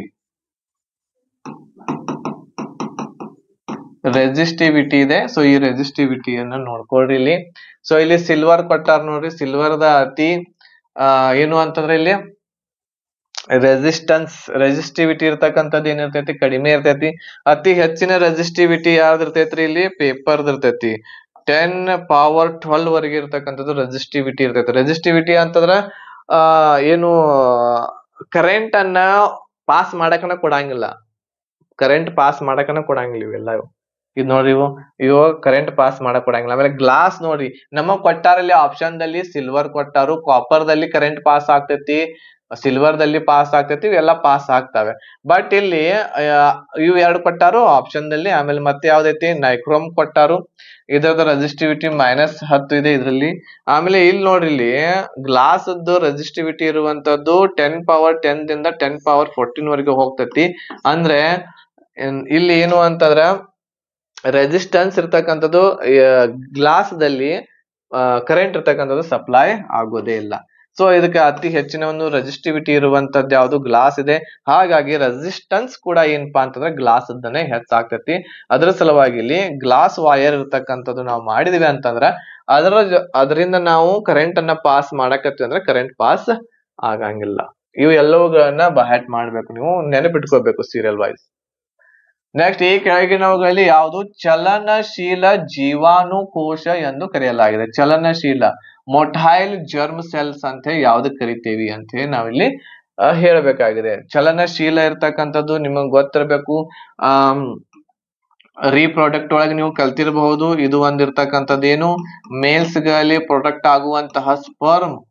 ಈ ಸ್ಪರ್ಮ್ ಇರ್ತಕ್ಕಂಥದ್ದು ಚಲನಶೀಲವಾಗಿರುವಂತಹ ಒಂದು ಕೋಶ ಆಗಿರ್ತೈತಿ. ಓಕೆ, ಫಿಮೇಲ್ ಯುಟೇರಸ್ ದಲ್ಲಿ ಸ್ಪರ್ಮ್ಗಳು ಬಿಡುಗಡೆ ಆದಾಗ ಅವುಗಳು ಅಂಡಾಣುಗಳನ್ನ ಹುಡುಕುವಂತ ಓವರಿವರೆಗೆ ಹೋಗ್ತವೆ. ಸೊ ಇವು ಸ್ಪರ್ಮ್ ಏನಪ್ಪಾ ಅಂತಂದ್ರ ಚಲನಶೀಲವಾಗಿರ್ತವೆ. ಸೊ ಇಲ್ಲಿ ಮೇಲ್ ಗ್ಯಾಮೆಟ್ ಅಂತ ಹೇಳಿ ಯಾವ್ದು ಕರಿತೀವಿ ಅಂತಂದ್ರೆ ಸ್ಪರ್ಮ್ ಗಳಿಗೆನ ಕರಿತೀವಿ ನಾವು ಮೇಲ್ ಗ್ಯಾಮೆಟ್. ಇವುಗಳಿಗೆ ನೋಡ್ರಿ, ಯಾವಾಗ ಈಗ ಇದು ಏನಿದು ಅಂಡಾಣು ಅಂತ ಹೇಳಿ ತಿಳ್ಕೊಳ್ರಿ. ಇದು ಒಂದೇನು ಓವಮ್, ಇದು ಹೌದಾ, ಸ್ತ್ರೀ ಅಂಡಾಣು. ಯಾವಾಗ ಸ್ತ್ರೀ ಅಂಡಾಣು ಮತ್ತು ಸ್ಪರ್ಮ್ ಕೂಡ್ಕೊಳ್ಳೋದಕ್ಕಿಂತ ಮುಂಚೆ ಇರ್ತಾವಲ್ಲ, ಸೆಪರೇಟ್ ಆಗಿ ಒಂದೊಂದೇ ಇರ್ತಾವಲ್ಲ, ಅವುಗಳಿಗೆ ಗ್ಯಾಮೆಟ್ ಅಂತ ಹೇಳಿ ಕರಿತೀವಿ. ಏನಂತ ಹೇಳಿ ಕರಿತೀವಿ ನಾವು? ಗ್ಯಾಮೆಟ್ ಅಂತ ಹೇಳಿ ಕರಿತೀವಿ. ಇದು ಮೇಲ್ ಗ್ಯಾಮೆಟ್, ಇದು ಫಿಮೇಲ್ ಗ್ಯಾಮೆಟ್. ಫಿಮೇಲ್ ಗ್ಯಾಮೆಟ್ ಯಾವ್ದು ಇರ್ತೈತಿ? ಓವಮ್ ಇರ್ತೈತಿ, ಸ್ತ್ರೀ ಅಂಡಾಣು. ಮೇಲ್ ಗ್ಯಾಮೆಟ್ ಯಾವುದು? ಸ್ಪರ್ಮ್ ಇರ್ತೈತಿ. ಇದು ಚಲನಶೀಲ ಇರ್ತೈತಿ. ಇದರ ಒಂದು ಮೈಟೋಕಾಂಡ್ರಿಯಾದ ಸಹಾಯದಿಂದ ಇದು ಏನಾಗ್ತೈತಿ? ಚಲನೆ ಇರ್ತಕ್ಕಂಥದ್ದು ಮಾಡ್ತೈತಿ. ಓಕೆ, ಮೇಲ್ ಗ್ಯಾಮೆಟ್ ಗಂಡು ಗ್ಯಾಮೆಟ್ ಇರ್ತಕ್ಕಂಥದ್ದು ಇದಕ್ಕೆ ಸರಿ ಇರ್ತಕ್ಕಂಥದ್ದು ಆನ್ಸರ್ ಇದಕ್ಕೆ ಆಗುತ್ತೆ. ಆಪ್ಷನ್ ನಂಬರ್ ಎ ಇದಕ್ಕೆ ಸರಿ ಆನ್ಸರ್.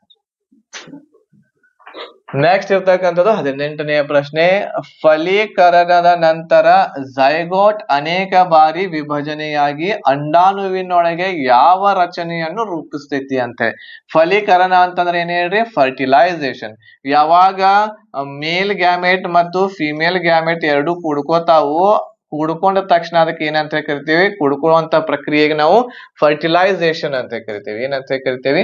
ಫರ್ಟಿಲೈಸೇಷನ್, ಫಲೀಕರಣ ಅಂತ ಕರಿತೀವಿ. ಇದಕ್ಕೆ ಆಪ್ಷನ್ಸ್ ಗಳು ನೋಡ್ರಿ, ಬೀಜ ಇದೆ, ಹಣ್ಣು ಇದೆ, ಶೈಲಿ ಇದೆ, ಎಂಬ್ರಿಯೋ ಇದೆ. ಇದಕ್ಕೆ ಕನ್ನಡದಲ್ಲಿ ನಾವು ಏನಂತ ಕರಿತೀವಿ? ಭ್ರೂಣ ಅಂತ ಕರಿತೀವಿ, ಎಂಬ್ರಿಯೋ.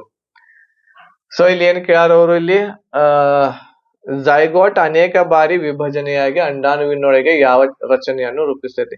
ಸೊ ಇದು ಆಕ್ಚುಲಿ ಇರ್ತಕ್ಕಂಥದ್ದು ಬಾಟನಿ ಒಳಗಿರುವಂತಹ ಒಂದು ಪ್ರಶ್ನೆ ಇದೆ. ಸೊ ಇದು ಒಂದು ಹೂವಿನ ಚಿತ್ರ ಇಲ್ಲಿ ನಾನು ತೆಗಿಯಾಕತ್ತೇನಿ. ಇದು ಫಿಮೇಲ್ ಪಾರ್ಟ್ ಇದೆ, ಇದು ಮೇಲ್ ಪಾರ್ಟ್ ಇರ್ತಕ್ಕಂಥದ್ದು ಇಲ್ಲಿ ಇರ್ತೈತಿ. ಇದರಲ್ಲಿ ಒಂದು ಪಾಲೆನ್ ಟ್ಯೂಬ್ ಅಂತ ಹೇಳಿ ಒಂದು ಇರ್ತಾ ಇದೆ. ಈ ಪಾಲೆನ್ ಟ್ಯೂಬ್ ದ ಮೂಲಕನ ಏನಾಗ್ತೈತಿ? ಮೇಲ್ ಇದ್ರ ಪೂರ್ತಿ ಇಲ್ಲಿ ಸೈಡ್ ಗೆ ಏನಿರ್ತಾವು? ಮೇಲ್ ಗ್ಯಾಮೆಟ್ಸ್ ಇರ್ತಾವ. ಇದು ಏನಿವು? ಮೇಲ್ ಗ್ಯಾಮೆಟ್ಸ್.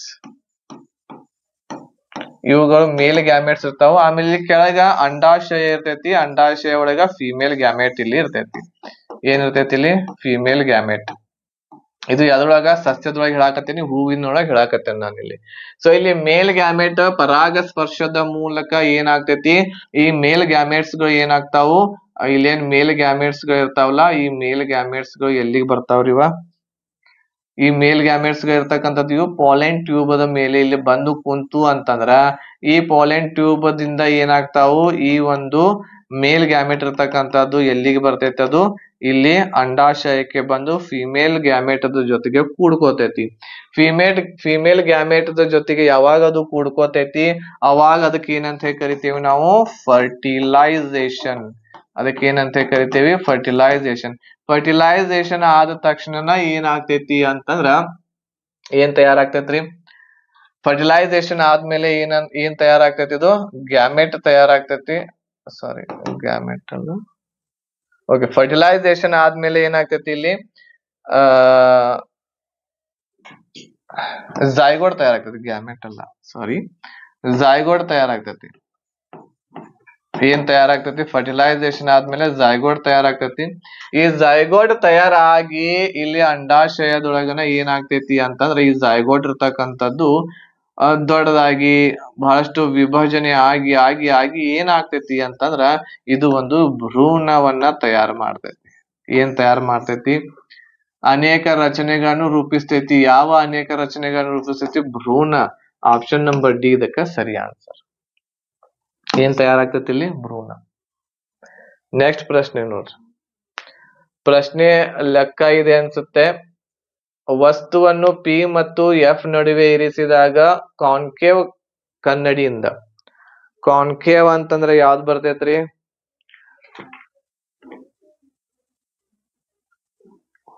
ಕಾನ್ಕೇವ್ ಅಂತಂದ್ರೆ ನಿಮ್ನ ಮಸೂರ. ಕಾನ್ಕೇವ್ ಅಂತಂದ್ರೆ ಯಾವ್ದು? ನಿಮ್ನ ಮಸೂರ ಇರ್ತಕ್ಕಂಥದ್ದು.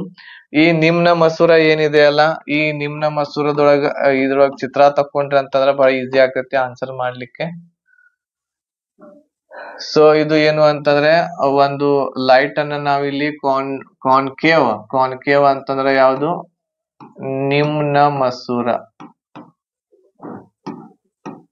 ನಿಮ್ನ ಮಸೂರದ ಜೊತೆಗೆ ನಾವ್ ಇಲ್ಲಿ ಹಾಯಿಸಿದೀವಿ ಅಂತಂದ್ರ ಇಲ್ಲಿ ಫೋಕಲ್ ಇರ್ತಾ ಇದೆ, ಆಮೇಲೆ ಇಲ್ಲಿ ಸೆಂಟ್ರಲ್ ಪಾಯಿಂಟ್ ಇರ್ತಕ್ಕಂಥದ್ದು ಇಲ್ಲಿ ಇರ್ತೈತಿ, ಆಮೇಲೆ ಇಲ್ಲಿ ಇರ್ತಕ್ಕಂಥದ್ದು ಪಿ ಪಾಯಿಂಟ್. ಸೊ ಇಲ್ಲಿ ಏನ್ ಹೇಳಾರು ಅಂತಂದ್ರ ವಸ್ತುವನ್ನು ಪಿ ಮತ್ತು ಎಫ್ ನಡುವೆ ಇರಿಸಿದಾಗ, ಪಿ ಮತ್ತು ಎಫ್ ದ ನಡುವೆ ನಾವು ಇಲ್ಲಿ ವಸ್ತುವನ್ನ ಇಟ್ಟಿವಿ ಅಂತಂದ್ರ ಕಾನ್ಕೇವ್ ಕನ್ನಡಿಯಿಂದ ರೂಪುಗೊಂಡ ಪ್ರತಿಬಿಂಬದ ಸ್ಥಾನವನ್ನು ಕಂಡು ಹಿಡೀರಿ ಅಂತ ಹೇಳ್ಯಾರ. ಪ್ರತಿಬಿಂಬದ ಸ್ಥಾನ. ಸೊ ಇಲ್ಲಿ ನಿಮ್ನ ಮಸೂರ ಆಗಿರೋದರಿಂದ ಇದ್ರ ಒಳಗಡೆ ನೋಡ್ರಿ, ಇದರದ ಒಳಗಡೆ ಅಂದ್ರೆ ಮುಂದಿನ ಸೈಡ್. ಓಕೆ, ಇದರ ಮುಂದಿನ ಸೈಡ್ ಇರ್ತಕ್ಕಂಥದ್ದು ಇಲ್ಲಿ ಫೋಕಲ್ ದಿಂದ ನಾವು ಇಲ್ಲಿ ಈ ಒಂದು ರೇಸ್ ಅನ್ನ ನೋಡಿದ್ವಿ ಅಂತಂದ್ರೆ ಇದು ಇಲ್ಲಿಗೆ ಟಚ್ ಆಗಿ ಏನಾಗ್ತೈತಿ? ಇದು ಹಿಂದ್ಗಡೆ ಹೋಗ್ತೈತಿ. ಅದೇ ರೀತಿ ಇದು ಕೂಡ ಏನಾಗ್ತೈತಿ? ಇಲ್ಲಿಂದ ಈ ರೀತಿ ಹೋಗ್ತೈತಿ. ಬಟ್ ಇವು ಎರಡು ಇರ್ತಕ್ಕಂಥದ್ದು ಕೂಡ್ಕೊಳಂಗಿಲ್ಲ. ಅದೇ ಒಂದು ನಾವು ಇಲ್ಲಿ ಈ ಒಂದು ಫೋಕಲ್ ದಿಂದ ಈ ಒಂದು ಇಮೇಜ್ ಅನ್ನ ಈ ರೀತಿ ಹೊರಗಡೆ ತೆಗದ್ವಿ ಅಂತಂದ್ರ ಈ ರೀತಿ ಪಾಸ್ ಆಗಿ ನೆಕ್ಸ್ಟ್ ಇರ್ತಕ್ಕಂಥದ್ದು ಇದು ಇಲ್ಲಿಂದ ಪಾಸ್ ಆಗಿ ಇಲ್ಲಿಗೆ ಏನಾಗ್ತೈತಿ? ಇಲ್ಲಿ ಕೂಡ್ಕೋತೈತಿ. ಅವಾಗ ಇಲ್ಲಿ ಇಮೇಜ್ ಇರ್ತಕ್ಕಂಥದ್ದು ವರ್ಚುವಲ್ ಆಗಿರುವಂತಹ ಒಂದು ಇಮೇಜ್ ಮೂಡ್ತೈತಿ. ಆಮೇಲೆ ನೇರವಾಗಿರುವಂತಹ ಇಮೇಜ್ ಮೂಡ್ತೈತಿ. ಸೊ ಅದು ಎಲ್ಲಿ ಮೂಡ್ತೈತಿ ಅಂತಂದ್ರ ಈ ಒಂದು ಸಿ ಪಾಯಿಂಟ್ ಅದ ಹಿಂದಿನ ಸೈಡ್ ಇರ್ತಕ್ಕಂಥದ್ದು ಇಲ್ಲಿ ಮೂಡ್ತೈತಿ. ಬಿಯಾಂಡ್ ಸಿ ಇದಕ್ಕ ಸರಿ ಇರ್ತಕ್ಕಂಥದ್ದು ಆಪ್ಷನ್. ಇದು ಮುಂದಿನ ಸೈಡ್, ಇದು ಹಿಂದಿನ ಸೈಡ್, ಇದು ಹಿಂದೆ, ಇದು ಮುಂದೆ. ಎಲ್ಲಿ ಇಮೇಜ್ ಮಾಡಾಕತೈತಿ? ಯಾವಾಗ ಎರಡು ಕಿರಣಗಳು ಹೋಗಿ ಎಲ್ಲಿ ಜಾಯಿಂಟ್ ಆಗ್ತಾವ ಅಲ್ಲಿ ಇಮೇಜ್ ಇರ್ತಕ್ಕಂಥದ್ದು ನಮ್ಗ ಕಾಣಿಸ್ತೈತಿ. Option number D, beyond C. ಇವತ್ತಿನ ಕೊನೆಯದಾಗಿರುವಂತಹ ಪ್ರಶ್ನೆ ಐತಿ. ಆನ್ಸರ್ ಅಂದಿರ್ತಕ್ಕಂಥದ್ದು ಇದಕ್ಕೆ ನನಗೆ ಕಮೆಂಟ್ ಮಾಡ್ಬೇಕು. ಆನ್ಸರ್ ಕಮೆಂಟ್ ಮಾಡ್ರಿ. ಆಮೇಲೆ ಇದೇ ಪ್ರಶ್ನೆಯಿಂದ ಏನ್ ಮಾಡೋಣ